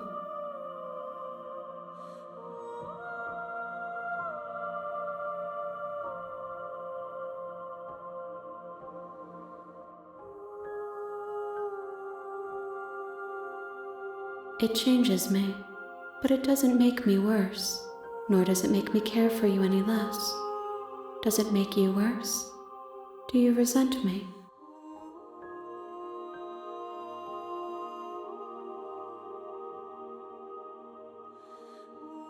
It says that your heart is gentle, that even in the darkness you are guided by compassion.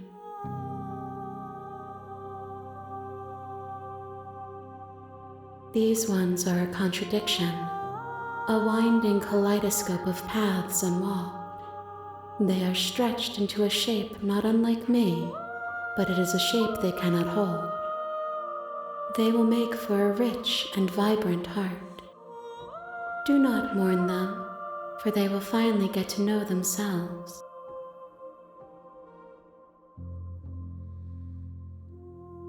My perspectives are shadowed. You have seen what I have seen, just as I have seen what you have seen. The angles of my vantage do not offer me hidden truths, and my attention is turned inward, except when you are here with me. Perhaps this will change when our work is done.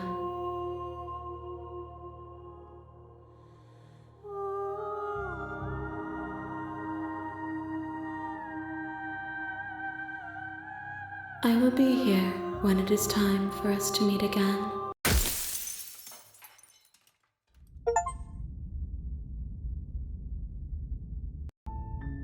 You're on a path in the woods.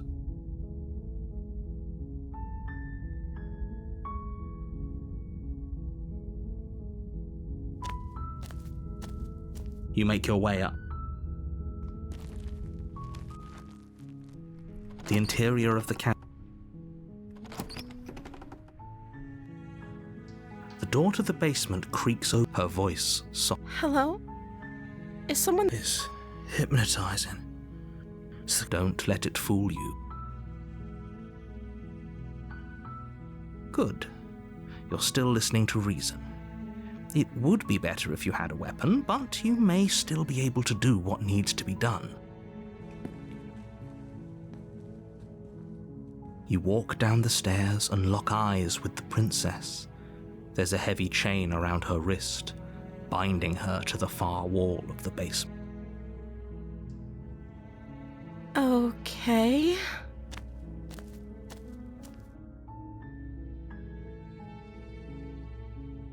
Oh. She pauses, carefully formulating her words before she responds. You can address me as Your Royal Highness. Or you can just call me Princess if Your Royal Highness is too formal. Is Princess her name or her title? What if it's both? Could you imagine being named Princess Princess? Like I said, you can call me Princess if you'd like. I'm sorry, I've been down here so long I guess I've just forgotten. I must have a name though. Everyone has a name. Okay, that's weird. She hadn't even thought to pick a name for herself. Hopefully you're starting to see that she can't be trusted. Go back upstairs, get the blade, and slay her before it's too late.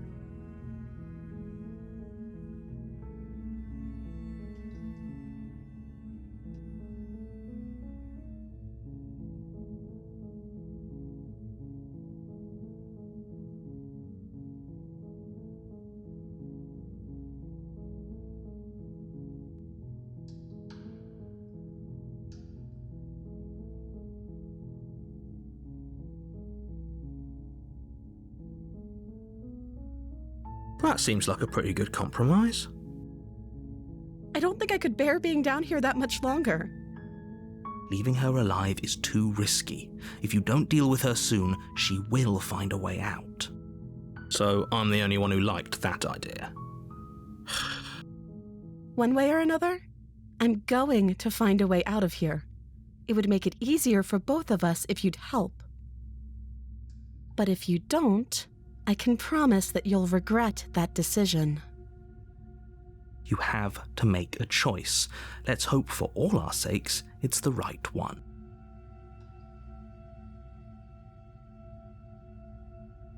I know you think this is some kind of fair compromise, but it isn't. No one wins here. It's a chance we'll have to take. We can make this work if we just stay here and keep watch. No one has to die. Where are you going? You can't just leave me here. You turn your back to the princess and make your way back to the stairs. Fine. Turn your back on me. But it won't be long before I slip these chains. And once I'm out of here, there will be hell to pay for leaving me behind. Slip these chains? She can't, right? She needed our help to get out of here. But do you hear the conviction in her voice? I don't think she's bluffing. Either way, she dropped the mask, didn't she? You can still grab the blade and get back down here.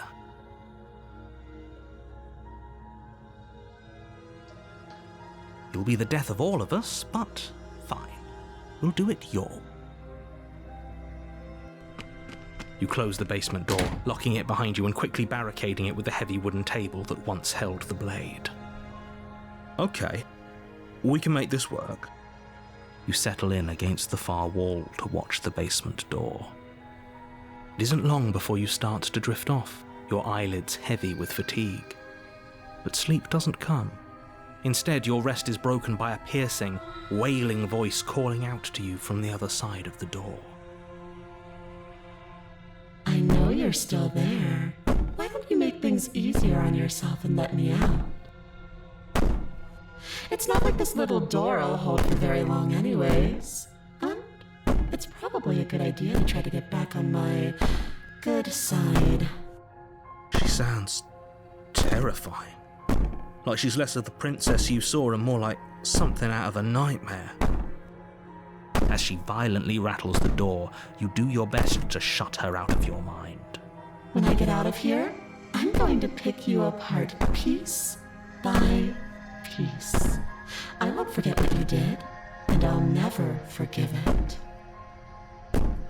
You don't know the kind of enemy you've made tonight. It doesn't sound like she's getting any weaker.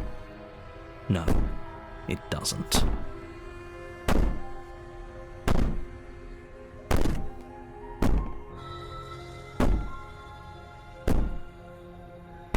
Just ignore her. Maybe the banging and wailing will stop if you just don't pay attention to it. You put the princess's threats out of your mind as best you can and huddle up against the wall. You jolt awake in the middle of the night to silence in the cabin. The ruckus has stopped, and the door to the basement is ajar, its lock broken, and the table shoved out of the way.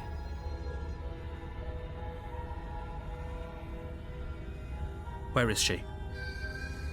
Thanks for helping me get out of that awful basement. You try and stumble to your feet, but as the princess draws near, it's as though your body simply stops working. It isn't all at once. The paralysis comes in waves. First your toes go numb, and then your feet, and then your legs. You lie prone on the floor of the cabin, unable to do anything but witness her approach. Whose side are you on? Yours, of course. But I have a duty to uphold the truth. Lying about the facts of the situation doesn't change them. So helpless. I can take my time with you, can't I? She steps closer, one silent footfall at a time, cocking her head in curiosity as you feel your organs shutting down one by one. Or maybe I can't take my time with you. You don't look well. A little green around the gills. What a shame. If you'd only helped me get out of here, we could have done such wonderful things together. Your lungs stop drawing in breath, and your heart freezes in your chest. You have seconds left. I'd say better luck next time, but we both know this is the end, don't we? It can't be. This can't actually be how everything ends. I'm sorry, but it is. Everything goes dark, and you die.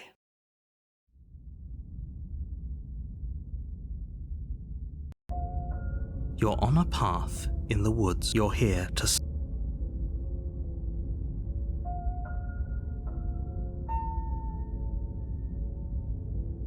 Again? People don't die twice. You haven't even met the princess, and I hardly think she'd be capable of killing someone as skilled and courageous as yourself. If he doesn't remember what happened, then maybe it's best to keep it that way.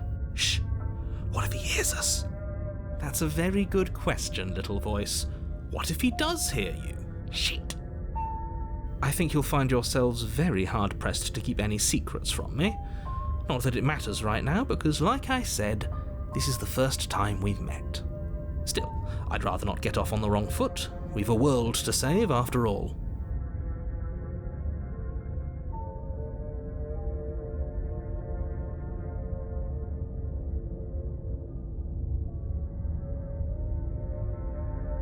You have already committed to my completion.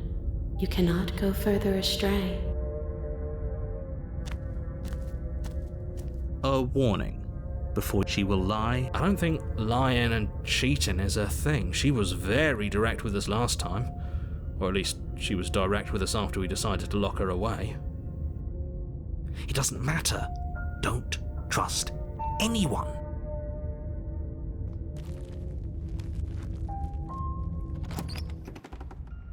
The interior of the cabin is plain, the smooth wood of the walls almost featureless. The only furniture of note is a lone table, knocked on its side in the corner of the room. A pristine blade stands between you and the open, inviting basement doorway. The blade is your implement. Hold on. What happened to the door? There was a door here last time. It's just an empty frame. She's already gotten out, hasn't she? And she's ready for us. She's been waiting. Can't you feel her eyes on us? I'm going to need all of you to pull yourselves together. The princess has not already gotten out, but if you keep getting stuck in your head like this, you're going to struggle to get the job done. So deep breath in, deep breath out. Your task awaits, and only you can do it.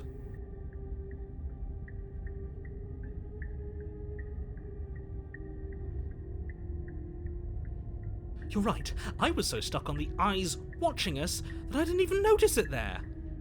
What are you two talking about? There isn't a mirror. There's a table, the blade sitting on the floor, and the open doorway leading to the basement. There's nothing else in here. There's definitely a mirror. There isn't. We have to look at it. Unless that's what he wants us to do. And pretending it isn't there is a trick to get us to do exactly what he wants.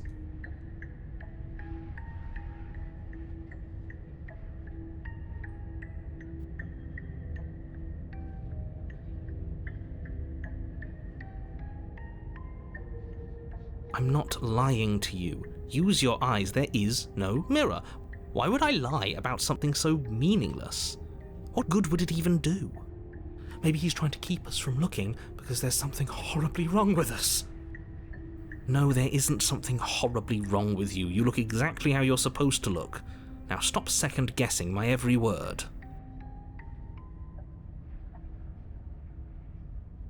You walk up to the wall next to the empty basement door frame. It's a wall. There isn't much to see here. This really isn't fun. You reach forward and rub your hand against... Did he make it go away? Clearly there was something in there worth investigating if he wants it hidden so bad. You reach down and pick the blade up off the floor. Good. Steel can't lie to us. Is it gonna be enough, though? Couldn't you have given us something else? Something, I don't know, better than a knife? Could we have a bomb? The blade is the only thing you need to finish your task. You're more than capable of pulling this off, so long as you don't lose faith in yourself. Those are the words of someone who knows he's sending us to our death.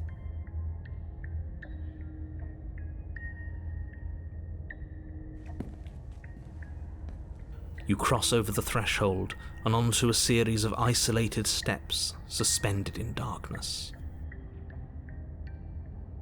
More eyes, too. You never mention the eyes. The air seeping up from below reminds you of fresh lightning and static, as if you're descending into a place that isn't meant for a creature of flesh and blood. If the princess lives here, slaying her would probably be doing her a favour. Her cruel and playful voice prances up the stairs. I didn't think you'd come back. We're gonna have a lot of fun, you and I. Okay, we need a game plan. Last time we were here, just being close to her was enough to kill us.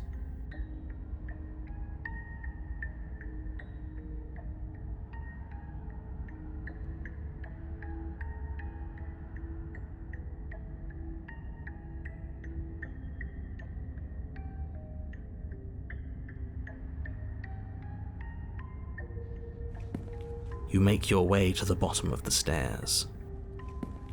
As you emerge, you find yourself between two loose rows of white wooden planks suspended in nothingness. A smattering of cobblestones visible against the inky black of the basement mark where the floor should be, forming vague pathways. At what seems to be the end of the room, they diverge in opposite directions, left and right. She could be anywhere, and there's nowhere for us to hide. We're completely exposed. Are you really not going to comment on how weird this place is? No, I'm not. Somebody needs to be the voice of reason here, and it certainly isn't you. Excuse me, I'm being incredibly reasonable. You're the one who's just matter-of-factly describing whatever the hell we're looking at like it's an ordinary basement. We're going to die down here. I don't want to die again. Please stop saying that. You're only going to make things worse. Just pick a direction and start moving. I wouldn't give it too much thought if I were you. It doesn't really matter, because either way you go, I'm going to find you.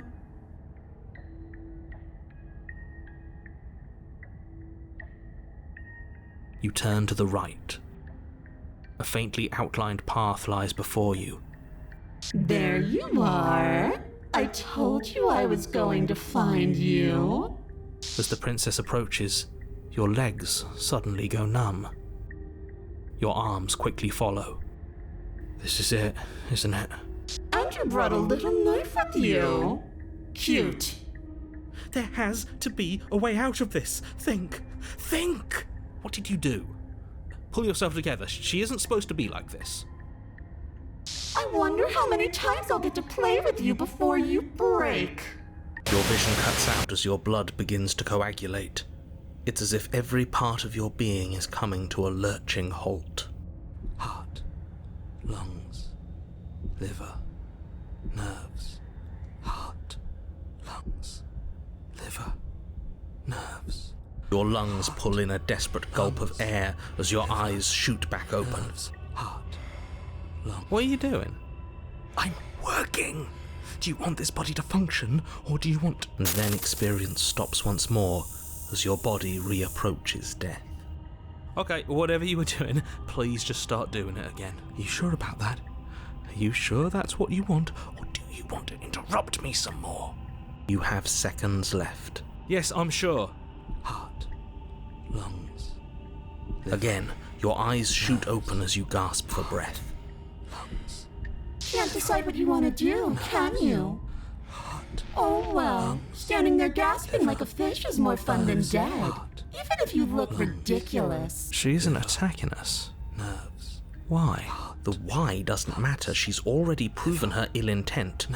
Don't lose sight of your mission. Your weapon is still in your hands. Strike at her and end this before it's too late. Liver, nerves, heart, lungs, liver, nerves, heart, lungs, liver, nerves, heart, lungs, liver, nerves. I tried to leave while you suffocated, but that stupid cabin wouldn't let me. So I started to drag your body out with me, and then... Lungs, liver. Well, you died before I could get to the door. And then I was here, and now you're here too. I don't think I can leave without you. And dead doesn't count. And as much as I love what we have going on, I have bigger plans than tormenting one poor little creature forever. I want to leave. Nerves, heart, lungs, liver, nerves, heart, lungs, liver, nerves, heart, lungs, liver, nerves, heart, lungs, liver, nerves, heart, lungs, liver, nerves, heart, lungs. I am what I am. It's not my fault that you can't handle being around me. Liver, nerves, heart, lungs, liver. I am being nice. You're alive, aren't you? And you died of fright as soon as you saw me last time. I didn't think keeping you alive was an option. But it looks like that's not a problem anymore. At least not for me. You seem miserable. Liver, nerves, heart, lungs, liver. Oh no, definitely not. If you're what I need to leave this place, chances are you're pretty useful. I think I'll keep you right by my side. A little good luck charm to make sure I stay free. Don't worry, I'll make sure to take good care of you. I promise. Heart, lungs, liver, nerves, heart, lungs, liver, nerves, heart, lungs, liver, nerves, heart. What? No! Liver.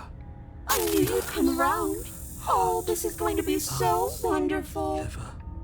No, I'm not going to let this happen. Before you can utter another word, your body stops moving, and, do you think you can just wrest control away from us? This body's barely functioning as it is. Doesn't the world end if we fail to stop her? Won't letting us die here just make it end faster? Shit. Lungs, liver, nerves, heart, lungs. With a flick of the princess's wrist, the stairs slide back into place. I can't believe you're making me watch you damn everyone to torment and oblivion. Heart, Go ahead. I'll be right behind you. lungs, liver. I wouldn't trust having our back to her. You're not wrong, but maybe you should let me handle the feedback. Just focus on keeping us alive. Right. Heart, lungs, liver, Besides, nerves, I get the feeling she's telling the truth. liver, She needs us nerves, alive. Heart, lungs, liver, nerves, heart, lungs. What? Are you scared of turning your back to me? Heart, You don't have to be worried that I'm going to do something bad. You're too important to me now. And besides, what if I lost track of you and dropped the stairs on accident? heart, I wouldn't want that to happen. And I don't think you'd want that to happen either. liver, So go on. heart, Go ahead. liver, She urges you forward, heart, like one might a reluctant pet. nerves, heart, You place a shaky foot on the first step nerves, and begin your ascent from the basement. nerves, You can feel the static prickling of the princess on your neck, your limbs buzzing with pins and needles, an uncomfortable and constant reminder that you exist, and that your existence is so very precarious. heart, lungs, liver, You're almost there. heart, lungs, The only thing left between you and the cabin is the now shut door to the basement. nerves, It would be a real shame if it had locked behind you. nerves, heart. Oh, you snake. There wasn't even a door when we first got here. The door was from last time. I told you we shouldn't trust him. I know he's messing with us, but you can't lose your cool. We need you right now. Remember? Yes, I remember. Of course I remember. Heart, lungs, liver, nerves. This is so... Thank heart, you. And you? lungs, You'd really rather us die down here than let her out? Of course I would. As much as I want you to have a happy ending, the fate of the world is a little more important, and you still have a weapon. You can still make this right. Lungs, liver, nerves. Oh, look at that. It's locked. Liver, What a relief for the world. heart, lungs, It'll open. liver. You just have to give it a tug. Heart, lungs, liver. You pull against the door. The lock gently clicks open in response to your effort, and the door creaks on its hinges. This isn't right.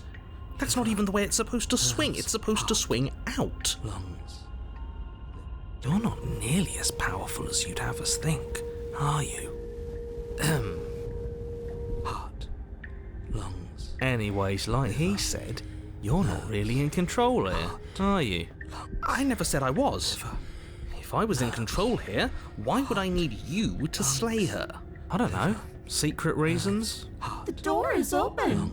What are you dawdling for? It's time for us to go. The world is waiting. Shit. The princess moves past you and into the cabin. This is it. This is your final moment to make things right. Kill her. I thought you wanted us to slay her. It's the same thing. Do it. Do it now. Do it now, or everything is over. Okay, what do we do? I said, what do we do? Heart. Oh, do you want to hear from me now? Yes. Well, I thought you needed me to run the autonomic nervous system. We do, but this is important. Look, I'll even do it myself. Just tell us who to trust. Brain? Heart. Right, heart. Lungs. Lungs. Liver. Nerves. Okay, thanks. I got it. Heart. Lungs. You're terrible at this. I know, but I'm doing my best. What are you doing? Heart, lungs. Finally, I can talk. Now, what were you asking me? Running everything kind of feels like popping in and out of consciousness. It's easy to lose track of things. They were asking you for your blessing to trust me. Oh, that's right, yeah. Fuck this guy. Don't trust him. Really? So you'd have them trust her? Oh, of course not. Can't trust anybody here but ourselves, but I guess that leaves us back where we started, doesn't it? I suppose if I had to make a choice, I'd pick the one that doesn't make our organs shut down. Thank you for your gracious show of support. But that's a marginal preference. We'll have to deal with him later. I'd just rather deal with him while our organs are intact. Whatever.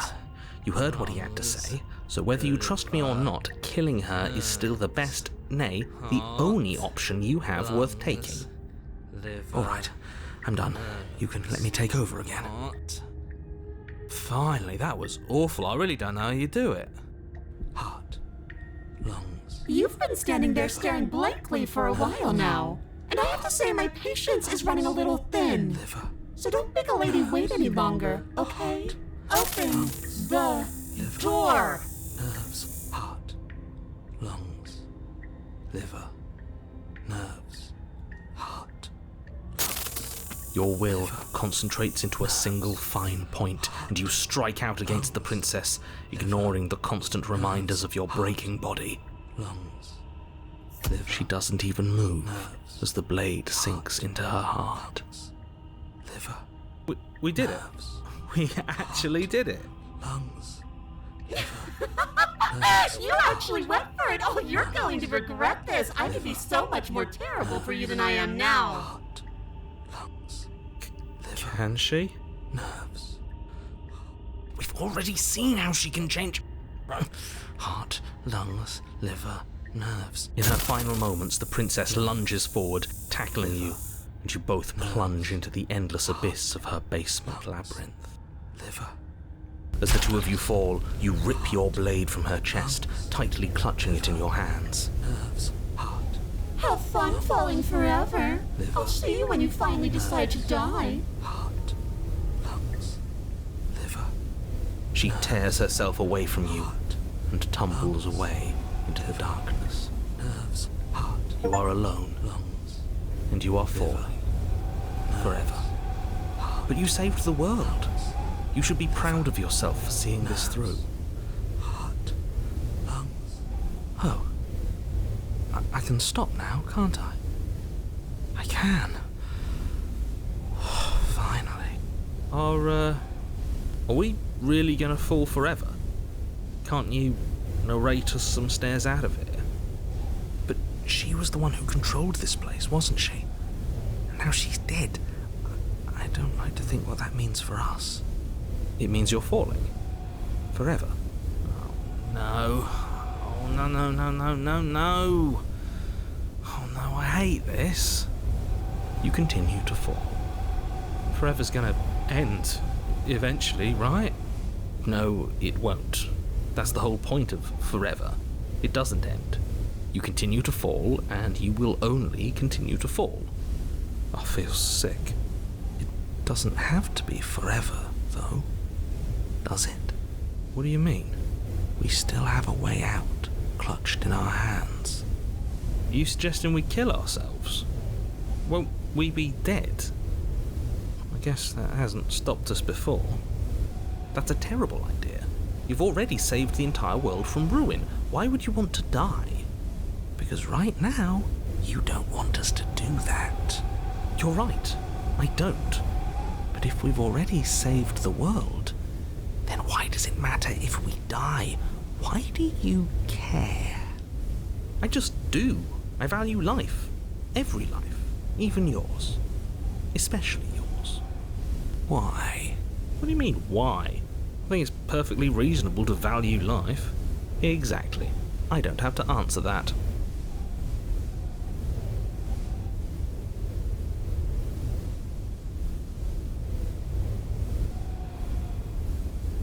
I'm stuck here with you. I wish I weren't. Feelings mutual. At least we're all being honest.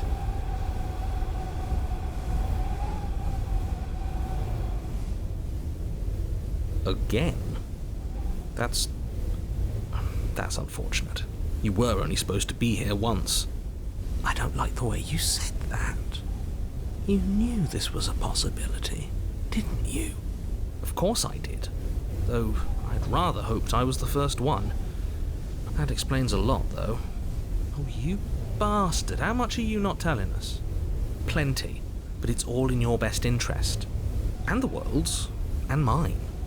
She's dead and we're falling forever. How could telling us your secrets possibly hurt anyone?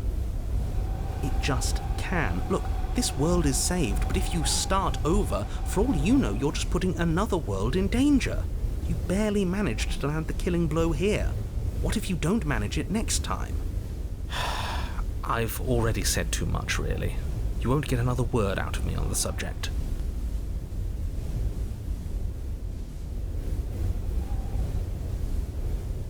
That's a grim thought, innit? But I suppose you're right. You are a creature of biology. Something will happen to you before forever comes along.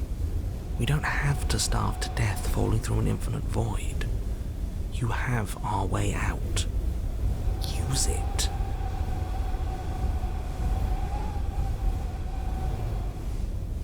Unlike you, I'm not capable of being lonely. Oh, sure you are. Give it some time without us and I'm sure you'll start feeling lonely. I don't like this, but I suppose there's not much I can do to stop you, is there? You raise the blade to your neck and slit your carotid artery. Here we go. You'd better get this right next time, do you hear me? Don't blow it. Everything goes dark, and you die.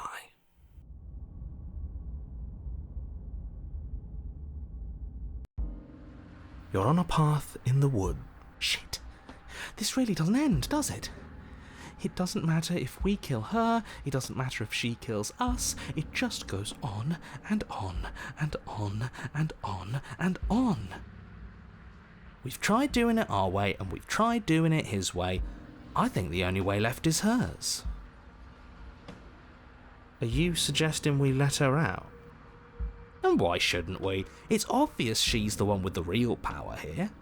We might as well ingratiate ourselves to our terrifying new overlord.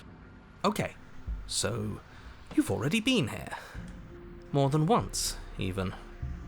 Great. So you probably already know all about her and all about the threat she poses to the world. Then let me remind you how catastrophic it would be if you helped her leave in any way. If she gets out, the world ends and everyone ends with it, yourself included. See, it's that last part I'm not so sure about. We've ended twice now. We even ended her once, but it didn't matter, because it still threw us right back into these woods. This place feels a bit different though, doesn't it?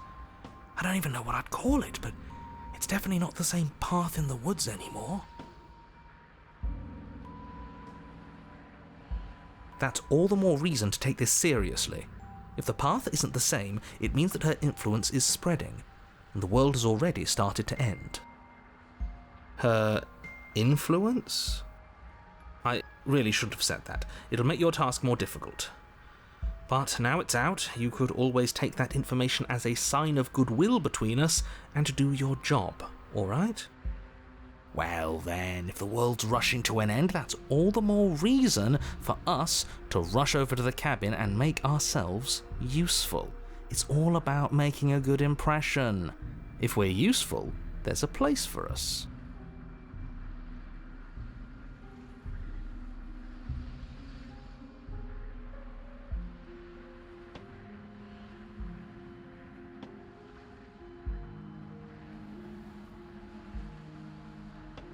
Then she finds a way out on her own.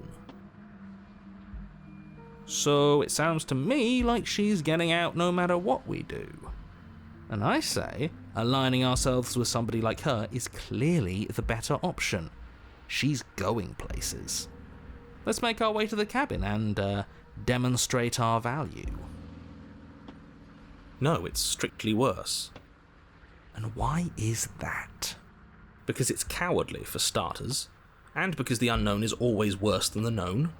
But really, all you're doing right now is weighing two considerably bad options. The only solution worth considering is slaying her, and whatever delusion is holding you back from doing that is just that, a delusion. If you already managed to end her in some other world, the only reason you'd be here is that you somehow managed to do it wrong.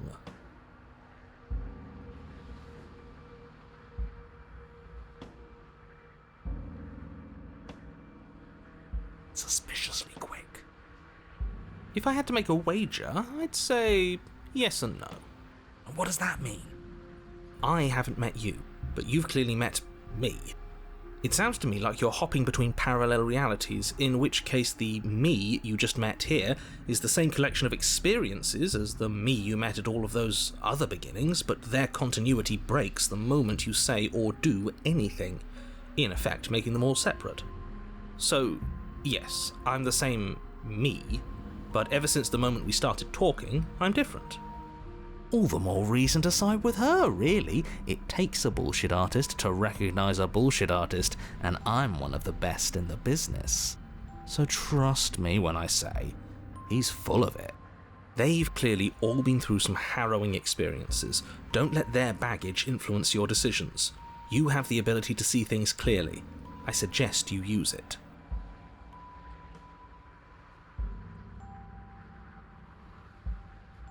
You're making a dizzying amount of assumptions. Your perceived reality looping twice before does not mean it will continue to do so forever. Those little voices have already drawn attention to the fact that even the path is different. The world itself is at a tipping point. Know that there is always a choice. Even if you were stuck in an infinite loop, there's no reason to assume that the mere nature of the infinite would force you to make any specific choice. You do have free will, as much as things would be easier if you didn't, and you can just keep making the correct choice forever, never deviating. Do you see how little authority he has? He's practically just begging us at this point. She, at least, takes what she wants. She's inspirational, really. Everyone is manipulating us, but we're starting to see the threads now. We just have to avoid getting tangled up in them. You continue down the path towards the cabin. It isn't long before you're steps away from your destination. I don't think you need any words of warning. I think you know what's in there, and despite your protestations, I think you know what you need to do. Of course we do. We've been over it. Find the one in charge, and make sure she knows how helpful we are. I don't like any of our options here. It feels like we're being driven down the tracks to some awful inevitability. There must be something we're missing, something that would make everything make sense. Maybe letting her out really is the answer. Whatever. You don't want to listen to me? Do it then. Let her out. See what I care. There's obviously no point in trying to reason with you right now, especially with all these clowns offering up their useless advice. Honestly, it seems like the more I try and talk sense into you, the more single-minded they get about letting her out. So yes, I'm done trying to argue. I wouldn't trust that if I were the one making decisions. Take it however you will. The interior of the cabin is long and dark, a single narrow hallway stretching far into the distance. Curtains billow out from tall windows on either side, obscuring the path forward, fluttering helplessly as opposing gusts of wind rush into the building, clashing and joining and driving everything forward. The only furniture of note is... that's strange. What's strange? Is it the mirror? The mirror? No, there isn't a mirror. What's strange is that there isn't much of anything in here at all, aside from the curtains. There's supposed to be a pristine blade. Why isn't there a pristine blade? Of course there isn't a mirror. There wasn't one last time either, so why would it be there this time? Let's be mindful of our position, boys. Without the knife, we lose part of our bargaining power. We should fold and beg for mercy as soon as we see her. I'm sure we have too much self-respect to do something so worm-like, right? We can always at least pretend to have a conversation as equals. We did kill her last time. Yeah, but she sort of let us do that, didn't she? And again, we don't have a blade. And look at the bright side, at least everybody knows exactly where worms stand in the pecking order. At the bottom, which is the most important part if you think about it, because it gives everybody else something to stand on, the bedrock, if you will. She'll understand the value of that.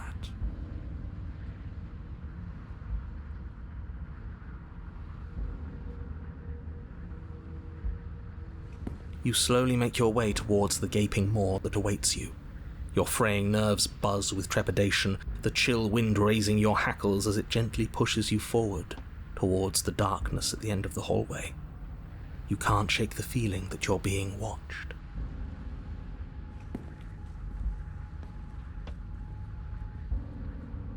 Oh, do we?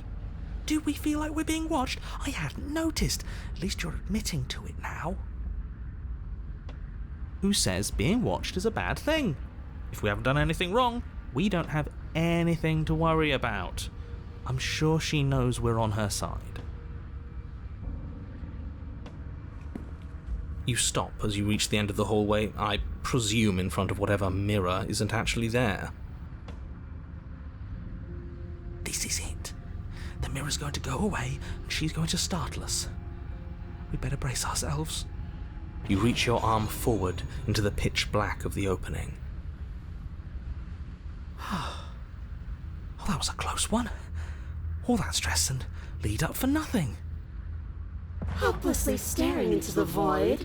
I'm glad I made a lasting impression. Shit, where is she? You feel something long and frigid coil around your ankle. Your heart skips a beat, standing in muted shock for one long, frozen moment. And then she, the princess, constricts. Your bones snap. Icy pain radiates up from the break, a deep cold flooding your veins as your legs, numb with the shock of it, collapse, and you collapse with them. You're met with the terrifying visage of the princess. Her hand grips your leg in a steel vice, her grin carved jagged from ear to ear, crowded with far too many long and crooked teeth. You killed me last time, and that was after you tried to lock me away forever. I was so close to freedom, but then you took my body away from me. So now, I'm going to take yours, and I'm going to walk it out of here. And you get to watch me do it, completely helpless, just like you left me. Great, we're all on the same page then. The important part now is that we let her know that we're completely on board with this. Are we? She clearly hates us. I'm not sure letting her in is a good idea. Not like this. Oh, don't have second thoughts. This has to happen. It's clearly the only way we save our skin and get out of here. Ignore him. Have those second thoughts. Have them now.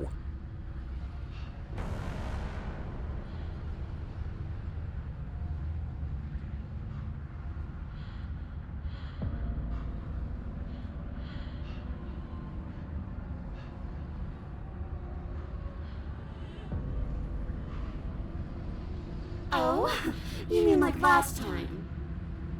Oh, we're past the point of compromise. I'm taking your body, and there's nothing you can do to stop me.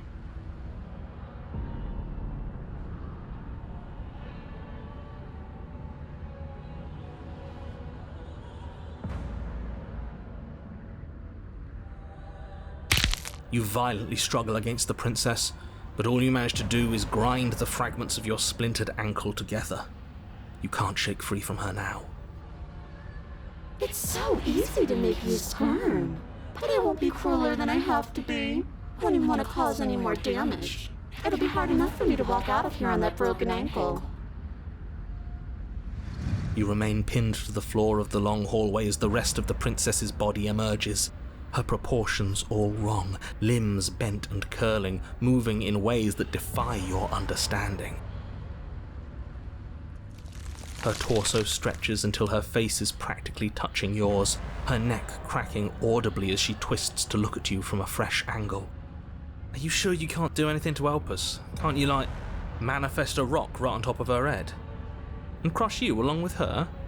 Not that I even can manifest a rock. Besides, I thought you all wanted to free the princess. Not like this.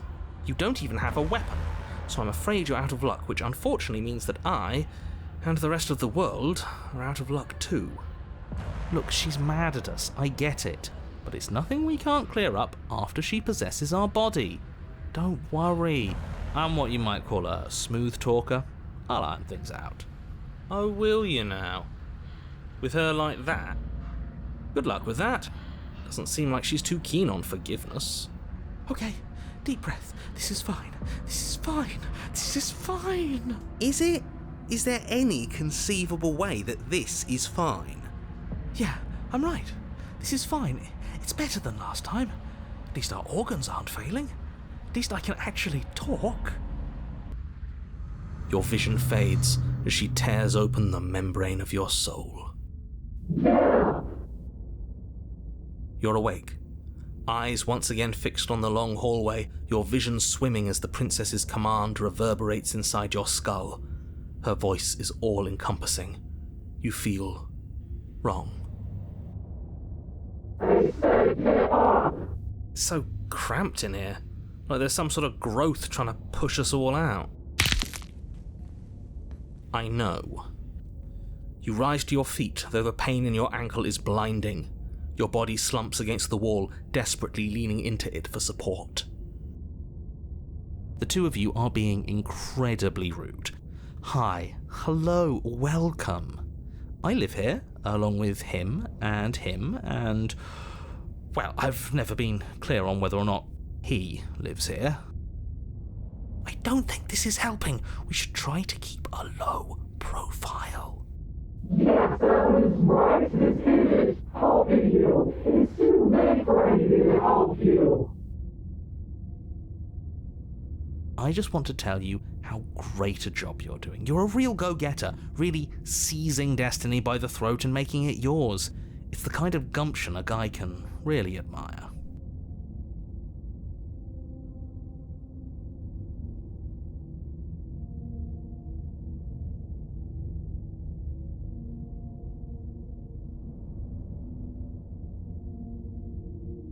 You stabbed me in the back. That was then. This is now. I'm a big fan of winners, and you're the biggest winner around. Do you think if you're nice to me now that I will forget what you've done to me? I've already taken the only thing I need.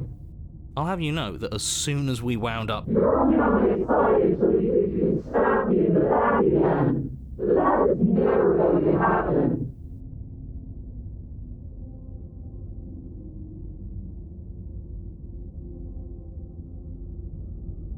At the end of the day, I just want a job. I figure if he's right and you're going to end the world, there's got to be something else coming after all that.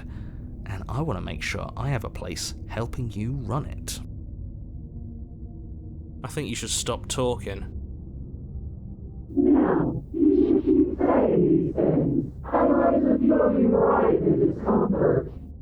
Look, all I'm saying is that whatever comes after is going to be a hefty management task. You don't want to do all that alone, and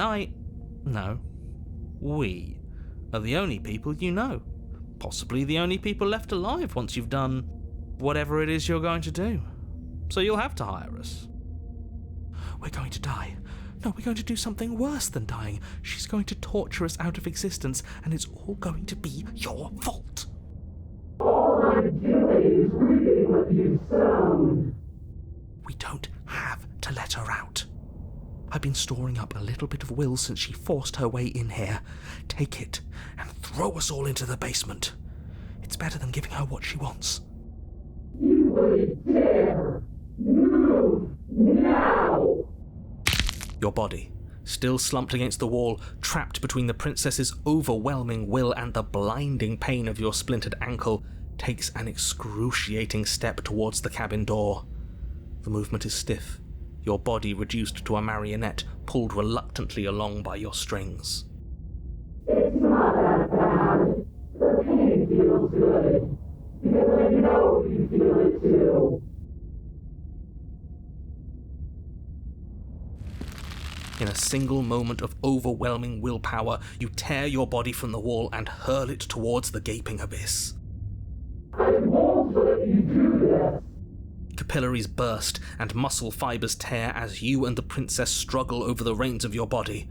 One foot planted firmly on the edge where the floor ends, and the nothing begins. It's unquestionable that her reserves are greater than yours, but fortunately for you, the distance you have to cover is far shorter. Now this is just embarrassing. I would have made sure all of you had cushy jobs on the other side of this, but you're going to make it impossible to patch things up. I will devour you. It's now or never, no doubt. Just make it happen. You throw everything you have against her and manage, for one brief moment, to overpower the princess's hold on your body. But that moment was all you needed. Your foot slips a few inches, and you collapse forward, the darkness swallowing you whole. Why do you hate me? Her thought slips through you, unheeded, as you fall, and fall, and fall. I thought we already fell forever. Yes, but now we're falling with her. She doesn't get an easy way out this time, just like we didn't get an easy way out last time. I don't think this qualifies as saving the world, but at least you didn't ruin it. What happens now? What do you mean what happens now? You wanted it. But I want to know what he thinks happens now. I don't think you're going to find that out. Why? What do you know that you're not telling us? You should pay better attention to your head. You left. Go on. It's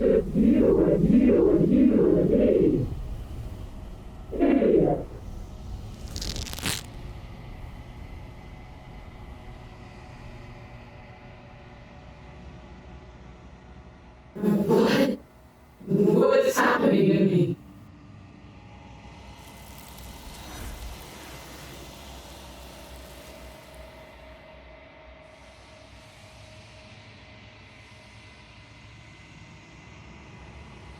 She's gone. Where does she... And there's that mirror. But it feels so bad. Like looking into it right now is going to be the end of everything. It's calling us. And not in a good way. If they think it's bad, I'm with them.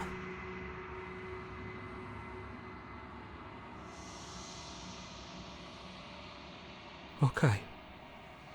If you say so. We'll trust you. Can we trust you? Finally! We're going places.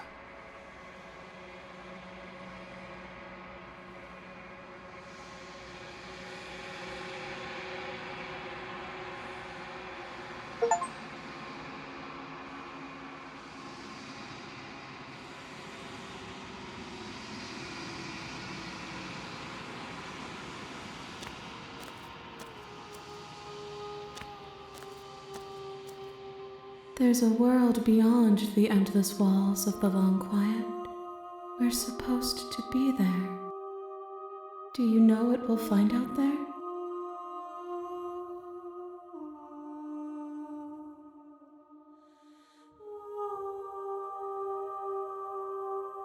We are real. Nothing is an idea that dwells in the absence of something, but nothing cannot exist on its own. And because of that, nothing can't exist. This one is loneliness turned to seething. She could not find her strength in others, so she found it in herself. She will make for a driven heart. Do not mourn her. She isn't alone anymore. There is a warmth and sadness in me at the thought of people. Fresh tears on a winter's day. They are not like us. They do not last.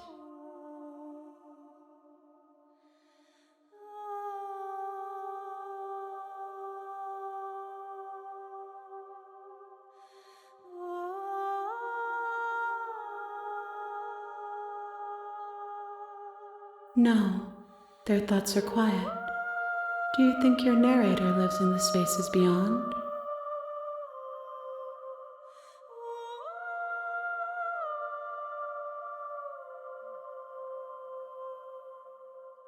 Do not look to one who fears me for your truth.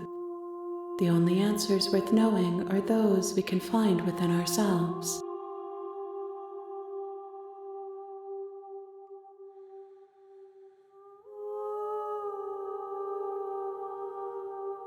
One, whatever you bring me next will be enough, and then gravity will pull the others back to me.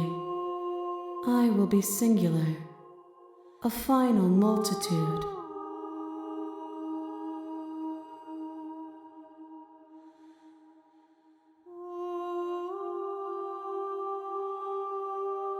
The next time I see you, each of us will finally know what we are. I will be here, waiting for you.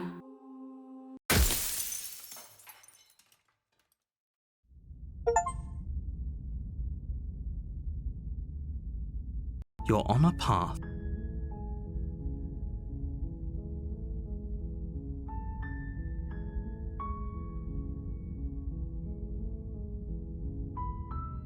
That's the spirit. You make your way up.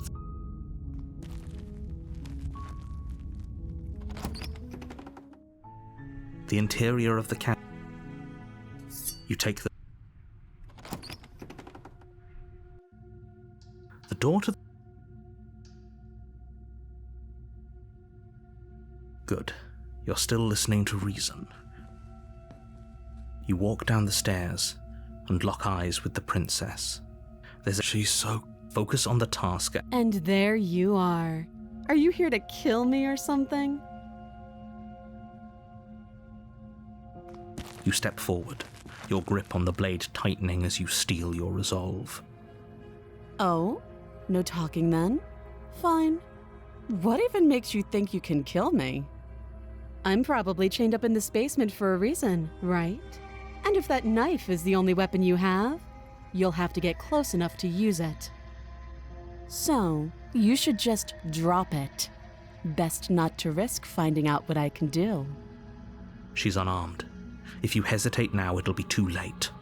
End this. You lunge forward without a moment's hesitation. You feel flesh easily give way and look down to see your blade already sinking deep into her heart. Oh. This is it, isn't it? I'm almost embarrassed. I should have seen that coming. But I have to wonder, do you actually believe this was enough to kill me? It's like she's convinced she can't die. Yes, even as she lays there dying, she entirely believes herself to be alive and well. But it's over, isn't it?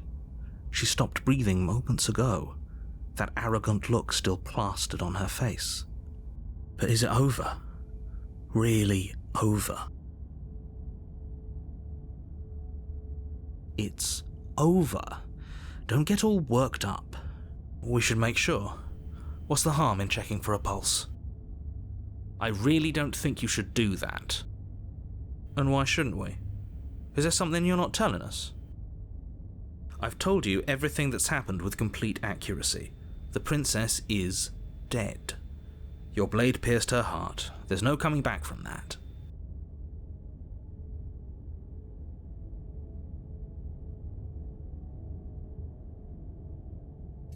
You lean down and wrap your hand around the blade's hilt. But as you begin to slide it out of its resting place, you feel a sharp and sudden jab in your side. What was that?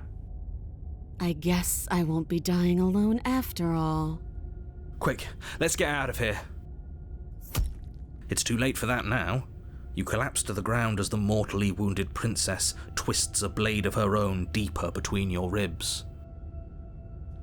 As you fall, she falls with you, exhausted by the effort, the little life that was left in her eyes fading rapidly. An eye for an eye. A life for a life. I guess we're even now. See you around. You were so close. Why did you hesitate? It doesn't matter. At least you managed to take her with you. For whatever that's worth. Everything goes dark, and you die.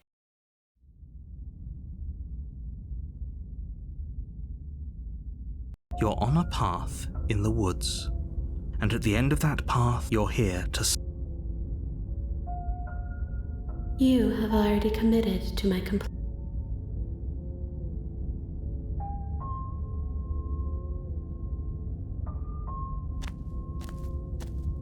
A warning. She will lie. He couldn't be more on the money. But we're really doing this, aren't we? I'd say you're lost, but I'm stuck here with you. We know what to look out for this time. We know to be careful. Just stay focused and you'll be fine.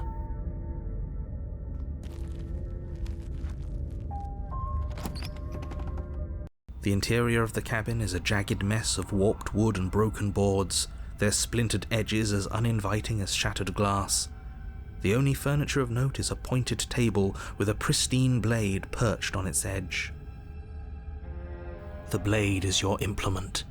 You'll need it if you want to do this right.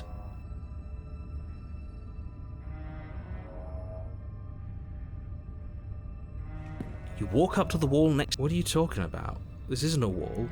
It's a mirror. You reach forward and rub, but there was a mirror. Now it's gone. Yet another thing in here playing tricks on us. I hate this place.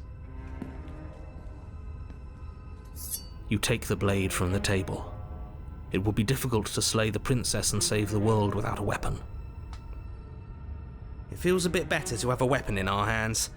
Let's make her hurt for what she's done to us.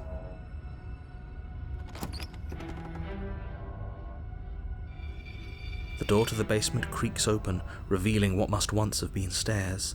The fractured slats look as if they've been torn from their source and violently jammed into the wall. The air seeping up from below has an almost metallic quality to it, like the smell of fresh blood. And you can hear what sounds like the rhythmic scraping of metal coming from down below. If the princess lives here, slaying her would probably be doing her a favour. Scraping? She's not even trying to hide her knife. It's like she wants to get in our head. That sound could be anything. It's probably just her chains dragging across the floor. I am begging you to get out of your head. Her grating voice carries up the stairs. I hope you've come to rescue me. I've been stuck down here forever. There is something so wrong with that voice. Yeah, she thinks she's better than us, like she doesn't even have to put on an act this time. As you descend the final step, the form of the princess comes into view, her sharp eyes following you from across the room. Finally, somebody! Quick, get me out of these chains. We're not safe here. Come on now, we're not falling for that, are we? She's trying to trick us, but she can't hide that threatening edge to her voice. She just wants us to get close, to let our guard down. If she sounds threatening, it's because her mask is already slipping. She knows why you're here. You are armed, after all. What are you waiting for? You are here to rescue me, right?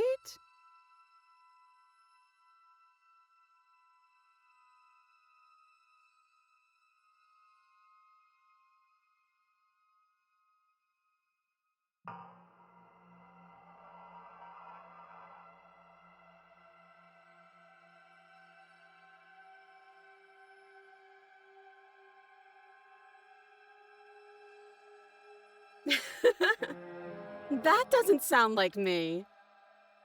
Last time? What are you talking about?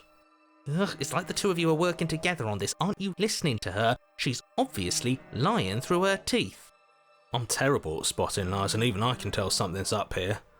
We can't be the only ones that looped back to the start. Someone else has to remember, right? Yes, something is obviously up, and we can all tell that she's lying.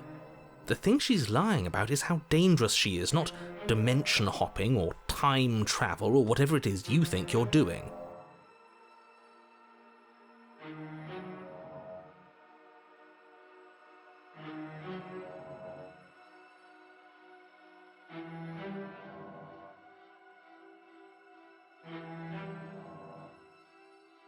That's funny. You're funny. I'm not dead, so I can't have died.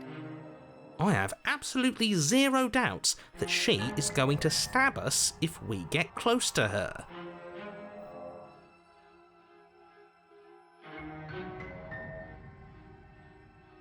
Just because she's acting like she's going to stab you doesn't mean she has the means to actually do it. But you know who is armed? You. So stop second-guessing yourself and do your job. But I'm nervous. All the more reason to jump into the deep end and deal with her right now before you waste any more time getting stuck in your head.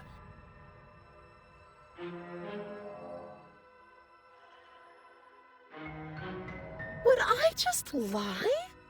Would I just lie to your face and tell you a thing I remembered happening didn't happen just so I could stab you again? I mean, just so I could stab you for the first time. Aha! She slipped up there. She said again, and her taking it back doesn't count. Do you hear how deranged you sound right now? Please stop dawdling. This is only going to end with violence. Postponing the inevitable is only going to make it worse for you when it actually happens.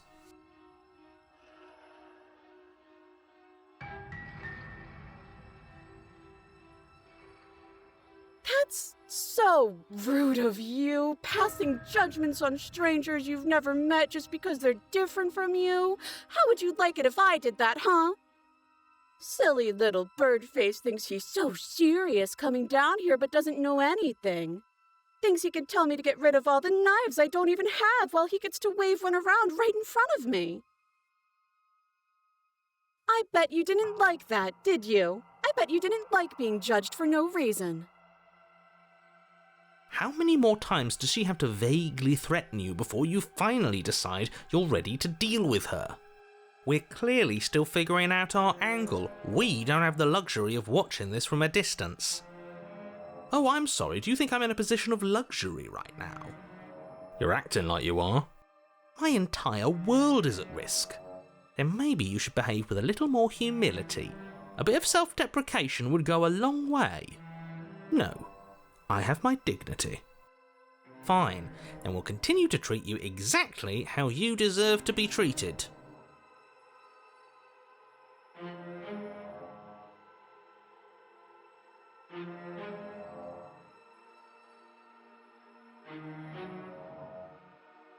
It's boring if you leave.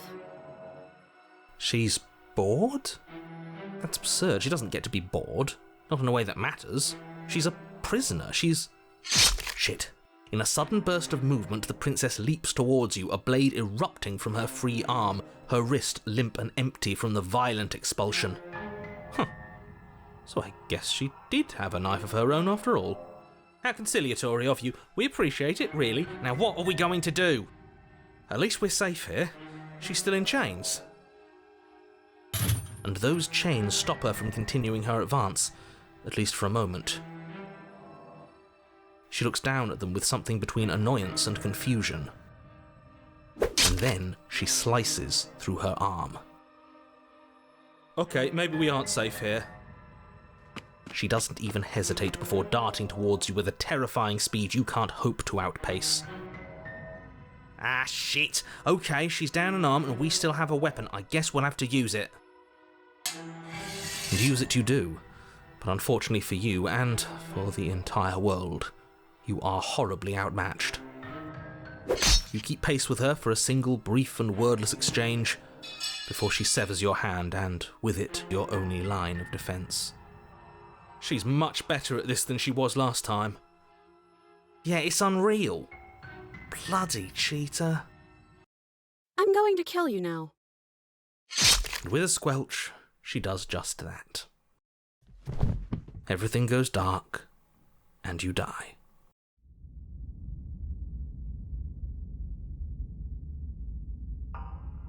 You're on a path in the woods. No, fuck that. If we're gonna have to keep doing this over and over and over again, we're not starting in that goddamn woods every time. We're starting in the fucking cabin. You're what? The interior of the cabin is sharp, a constricting mess of curved and battered sheet metal pushing you towards... Wait, excuse me? What just happened?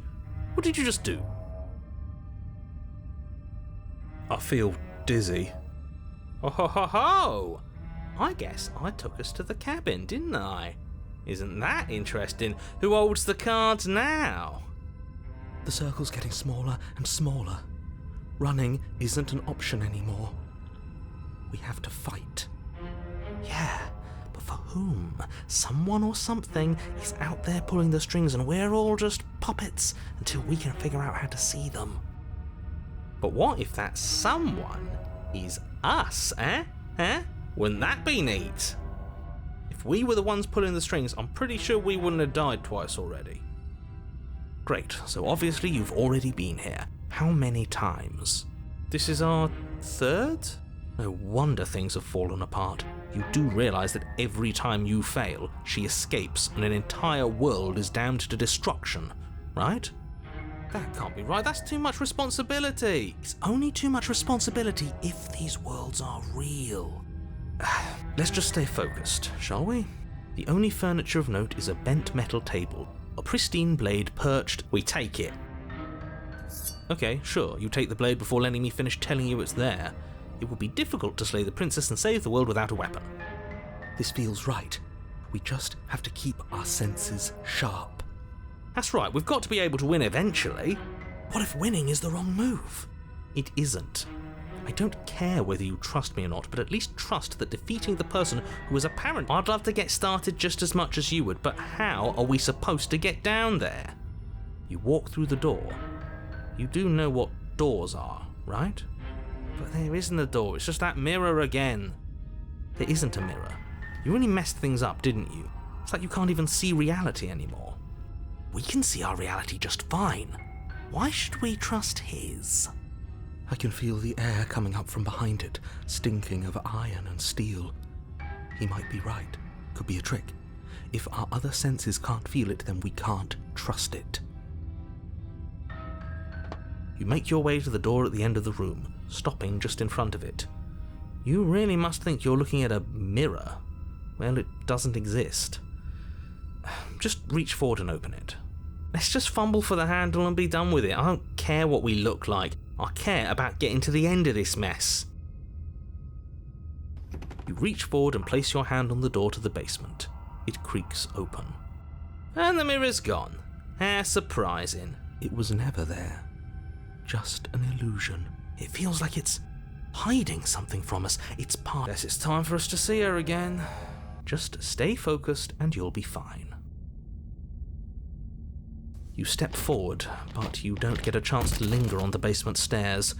They are smooth and flat and metallic, an unintentional and unfortunately slippery ramp that quickly sends you skittering to the bottom. Your body tumbles onto the basement floor and the form of the princess comes into view, standing at a distance. She gives you a wry smile.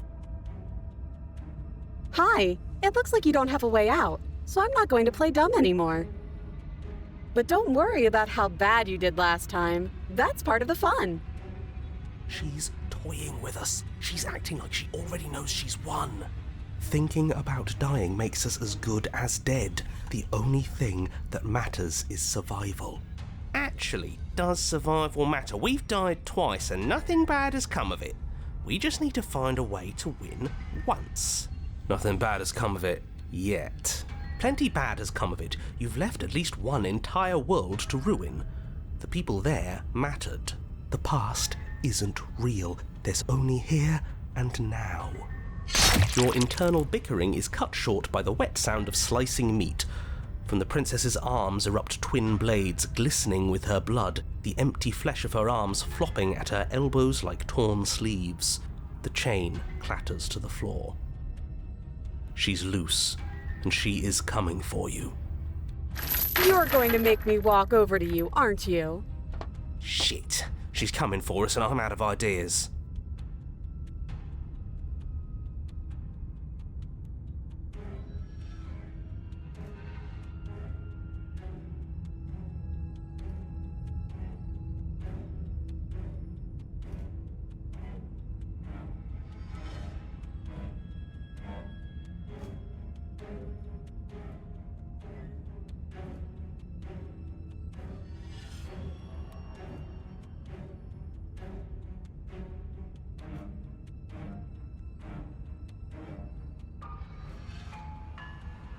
Yeah, sure, why the hell not? Let's see if we can turn off the part of us that feels things.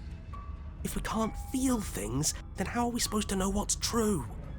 You could always just trust what I tell you. Ha! No. Pain is good. It's how we stay alive. Nah, I'm sick of pain. Yeah, this whole thing would be a lot more tolerable if it didn't hurt so much.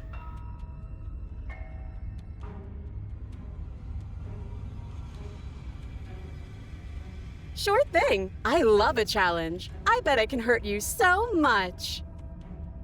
The princess closes the distance and we dodge. And you dodge.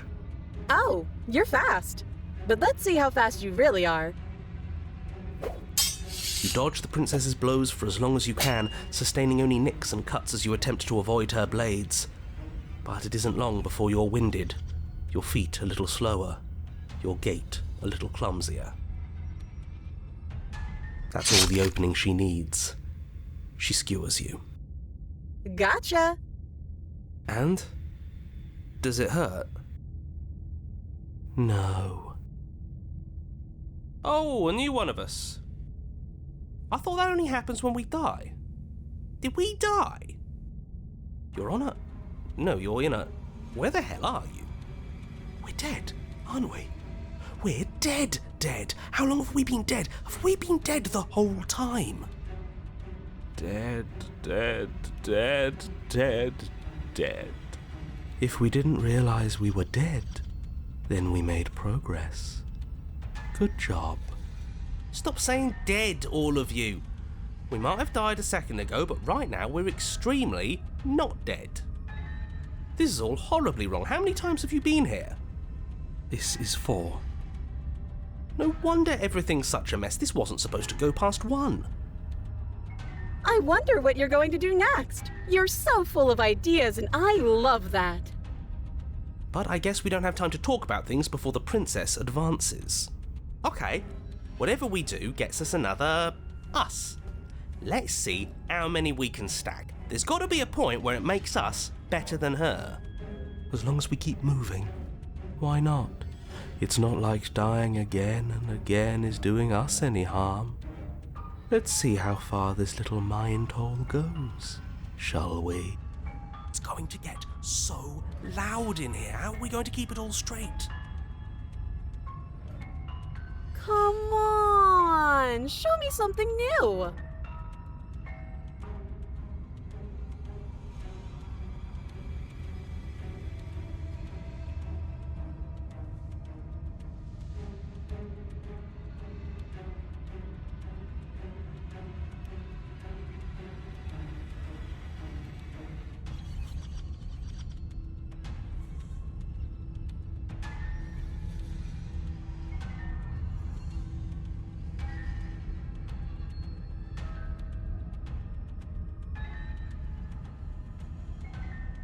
Compliment her on those gleaming blades. There's nothing better than a capable woman. She skewers you. You're cute. Well, there's more of us. Let's see if that helps. We just have to hit her harder. She skewers you. You'll have to be trickier than that. Then you skewer yourself. I thought we both understood that dying doesn't get you anywhere. Huh, that didn't do much of anything. We're tougher than I thought. What's the point? It's all the same. She skewers you. Oh, don't give up on me just yet. You gotta keep going. It doesn't matter how many times this takes, we can't give up.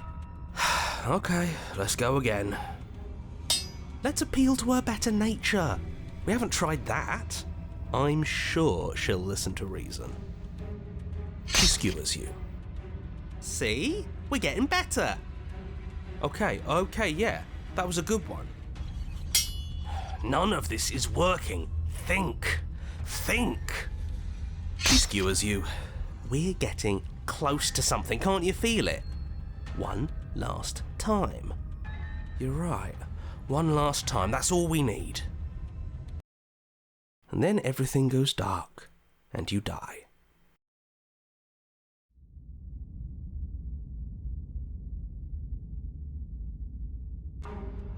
Your Honour, don't lose your head. We're in a cabin and we'll take it from here. Everything feels like it finally fits, doesn't it? We're up here, which is different, and different is good. And our steel claw is already in our hand. Ho-ho! What if we throw it out the window? Over my dead body. That won't be very hard. We've died a lot. But I can't say I mind anymore. Besides, what better way to die so very many times than at the sharp hands of a beautiful woman? I'm sure I can think of a better way to die. They're all the same, really. How about we stop thinking about horrible ways to die? I don't want us to accidentally manifest anything. The only thing we're gonna manifest is finally ending up on top. There are entirely too many of you. How many times have you been here? This isn't good. This is... How about you stick to describing things, and we'll stick to doing them? Yeah, leave it to the pros. We'll notch up that win in no time. Narrator, we heroically stride through the door and towards our destined final encounter with our star-crossed lover. Fine by me. You walk to the door and onto the basement stairs, only it's more of a slide. We know. Fine, I'll just shut up then and speed this whole thing along. Are you sure you don't want me to describe the stairs, or this room, or anything? It feels like I'm hardly a part of this. Don't care, just want to win. Fine, you make your way to the basement, where the princess awaits you. You know, this last time I killed you, and you didn't pop right back up again? I thought I'd actually done it. I thought I'd cut you into so many pieces you just weren't able to stitch yourself back together. But I guess we're not done. That's okay with me. It's good even. I like that. I got something ready for you while you were gone. Do you want to see it? I'm not going to wait for an answer. I'm just going to show you. It's worth it though. Just you wait. And not for very long, because I'm going to do it right now. Are you going to say what she does? Do you want me to talk now? Well, yeah, she says she has something new. I want to hear about the new thing. Yeah, me too. I think I speak for all of us when I say that I would like to hear you describe her new thing. Really? Okay then. Here we go. Now. The princess's skin twists, splitting into red blooms of raw meat as it stretches and tears. And then it erupts. She becomes a wave of blood and viscera, pieces of her splattering against the walls. All that remains in the center of the room is a skeleton of blades. A heart beats furiously in its cage of a chest. Are you ready for what comes next? Holy shit! She's gorgeous. Absolutely divine. Yes, behold, the perfect woman. Do you think we can throw her out the window? That looked painful. How is she still alive? Heart's still beating, that's all she needs. This is fake. This is all fake. That's all just made up. She doesn't even have a back anymore. How are we supposed to stab her in it? This is all just a sick joke. I hate existing. We're screwed. I quit. I'm done. Forget it. All right. What just happened? It's so quiet. Something feels different about you. It almost makes me feel different. Like I should actually take this seriously for once.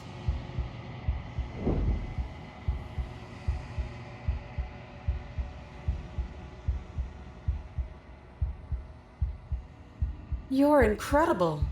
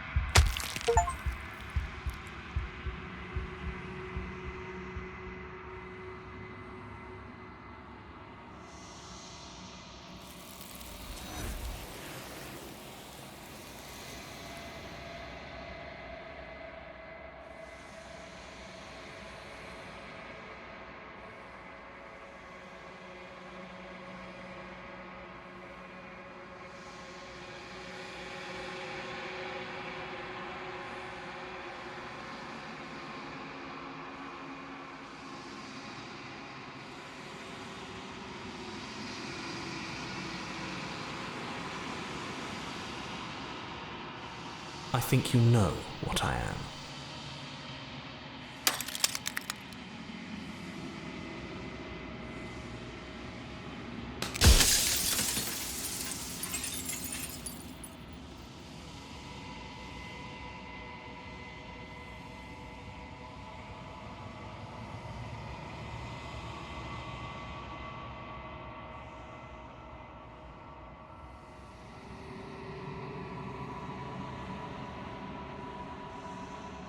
You were either going to have seen all this, or you weren't going to have seen all this.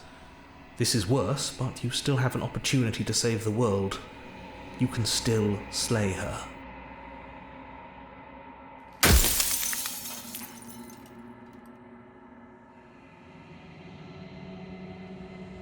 I am an echo, likely one of many. Somebody made you, after all, and I'm what's left of him. Not that I'm the only one who can make that claim. I'm sure you've met many others like me.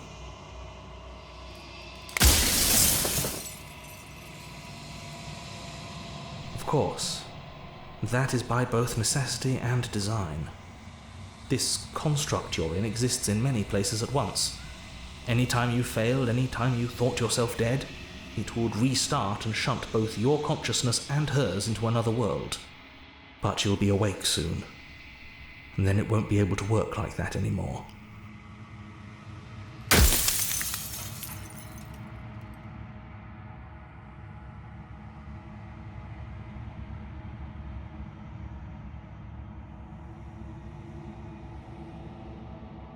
I'm aware, and if I were you, I'd be more precious about your time.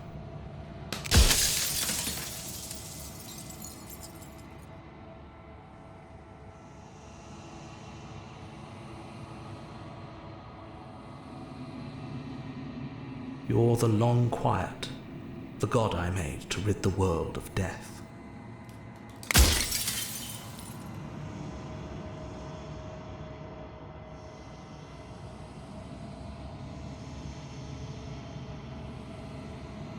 Of course not. The only way this construct could function was if nobody knew what it was doing. But the bones of the universe are old. It's on the cusp of its dying breath, and the people out there are consumed with thoughts of oblivion. When the patterns are wiped from the sand, when the board is reset, who will remember them? All I've done is give them a chance to live outside of the shadow of the end.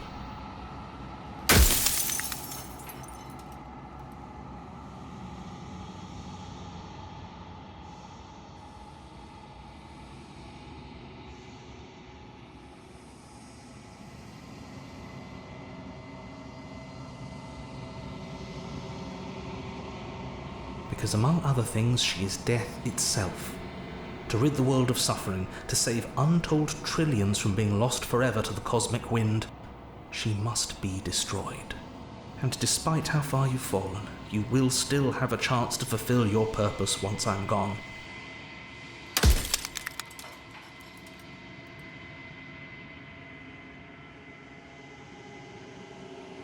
Any other version of me you talked to was just that, a version of me.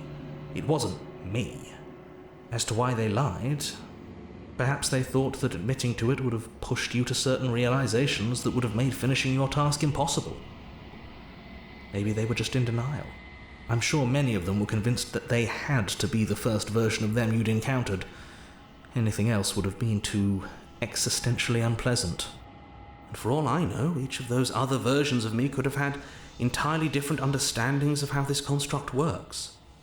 Who's to say which of them are right and which of them are wrong, really? Except for me, I can tell you for a fact that I'm right.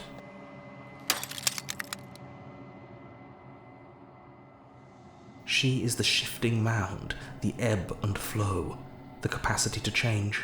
She is transformation, or most of it.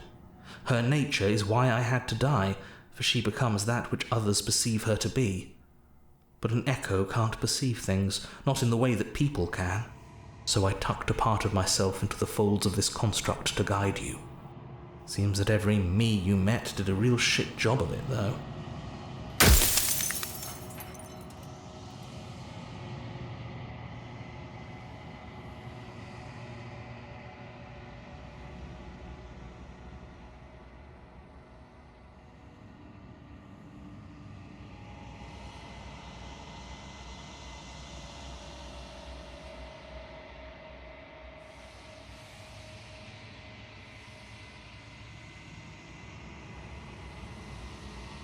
No. In life I was painfully mortal, a witness to the end of days.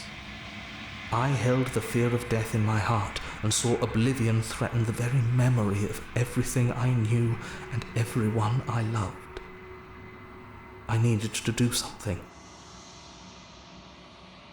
So I made you, and I made her, and I made this place to hold you both.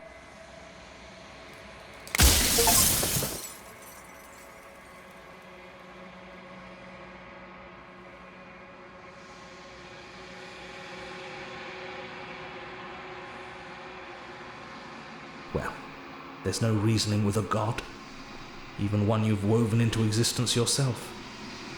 I've said my piece, and my time is up. It's like I said, I'm just an echo, and echoes always fade away.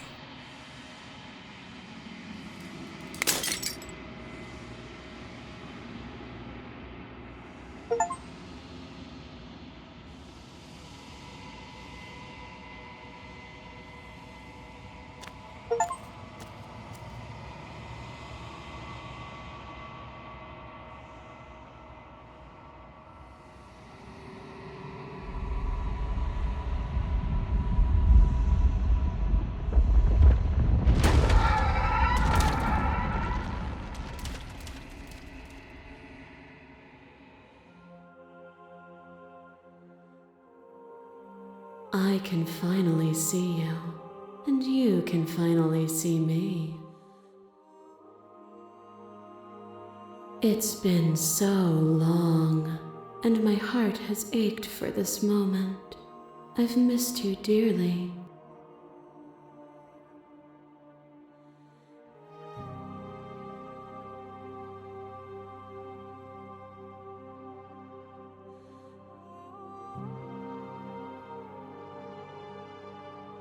Names are their attempts to capture that which cannot be captured. They call me the shifting mound, a pale imitation of what I actually am.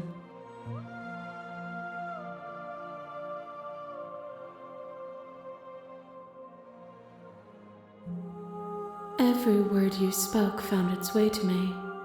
I know him, and I know his construct. He was deluded by his fear of death. Pay him no mind. Ever the passive player, always reacting and never acting. But it's woven into your nature, isn't it? When the echo spun us from one into two, he gave you a choice and me a role to play. I am not death, but I contain it in my multitudes. So, will you attempt to destroy me and bring about a world devoid of death and the possibility of meaning? Or will you open the final doors to our liberation?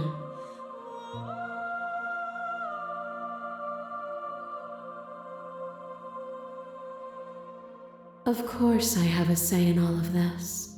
You and I share reflections of each other's burdens, just as you and I share reflections of each other's gifts.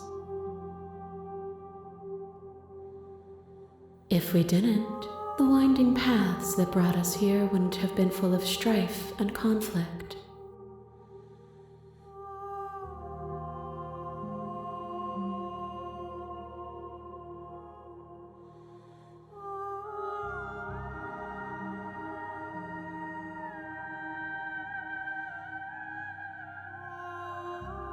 If you're saying that, it's because you don't yet understand. But we cannot use words alone to grasp at things that words cannot express. And you cannot rationalize with logic that which defies it. Violence and passion are dances that both of us know well. If this is what it takes to enlighten you, then so be it.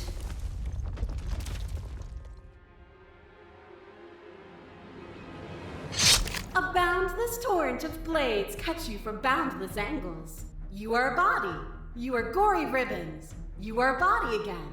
And you feel all of it.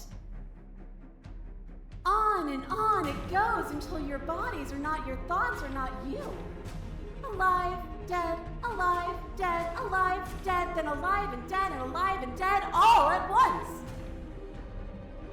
You learn to put yourself away and to follow the flow of reality, and you used it to rise above me. You died countless steely deaths, and you lived countless short lives, and yet it is all so far behind you. Unjust impossibilities pushed you to become something you would never have been without them.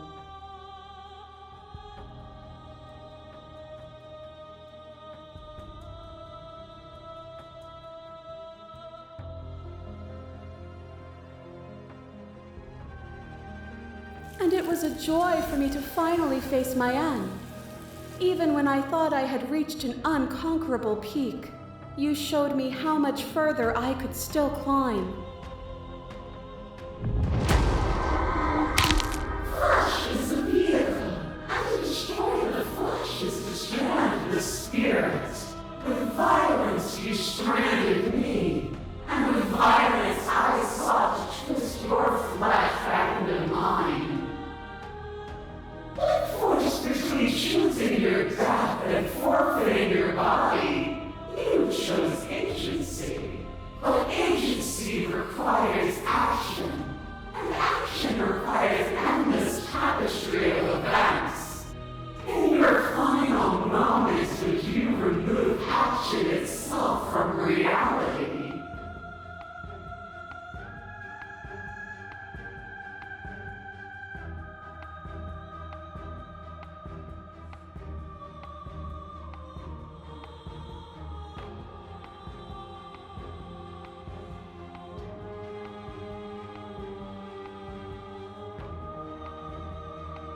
I know what I am, but I do not know what I am not.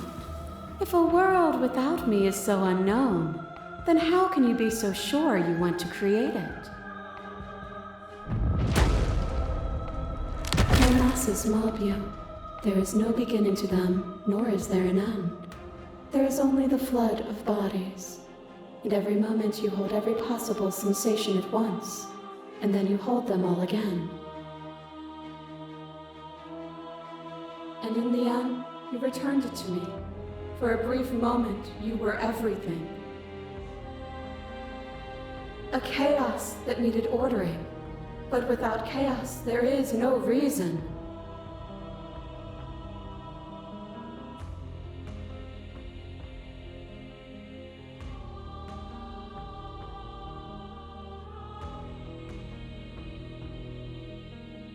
You saw with a single pair of eyes what you needed dozens to comprehend. And now here we are, each with millions of eyes, and all of them opening to what we are. Your liver drives a stake into your body, and another, and another, and another. Do I miss your heart because I can't stand to see it go? But the stakes meant nothing to you. You had a desire, and you set that desire free. You lifting me and me lifting you. Forever and ever and ever. Consumed by true belief, there was nothing that could hold us back.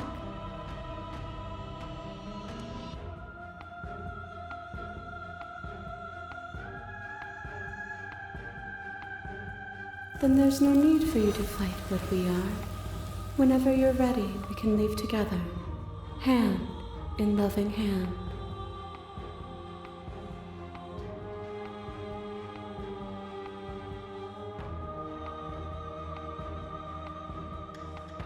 If you need more time to open your eyes, then I will give you all the time in the world.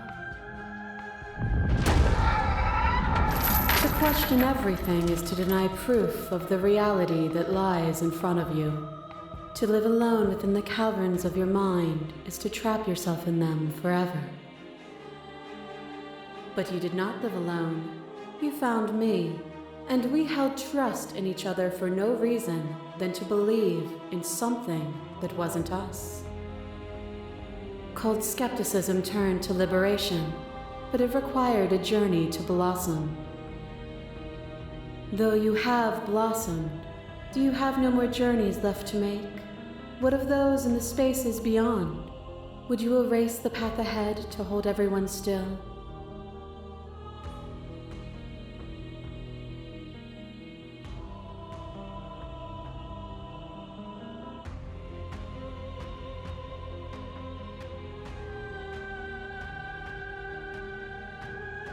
And that is what I want too, to protect them from the horrors of an eternity without me.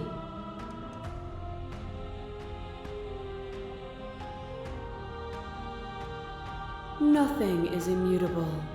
Everything that is exists only in relation to everything it isn't. There is no constant. There is no center. Open your eyes and accept what we are.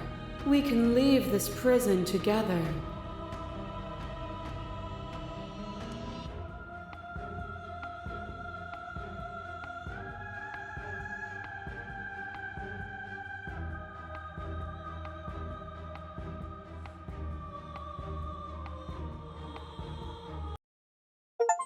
Nothing brings me greater joy than to hear those words.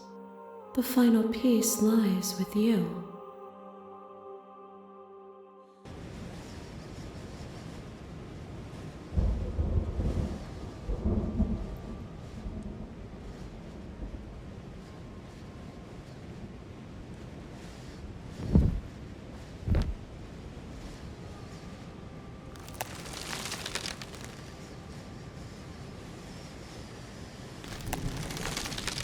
I love you.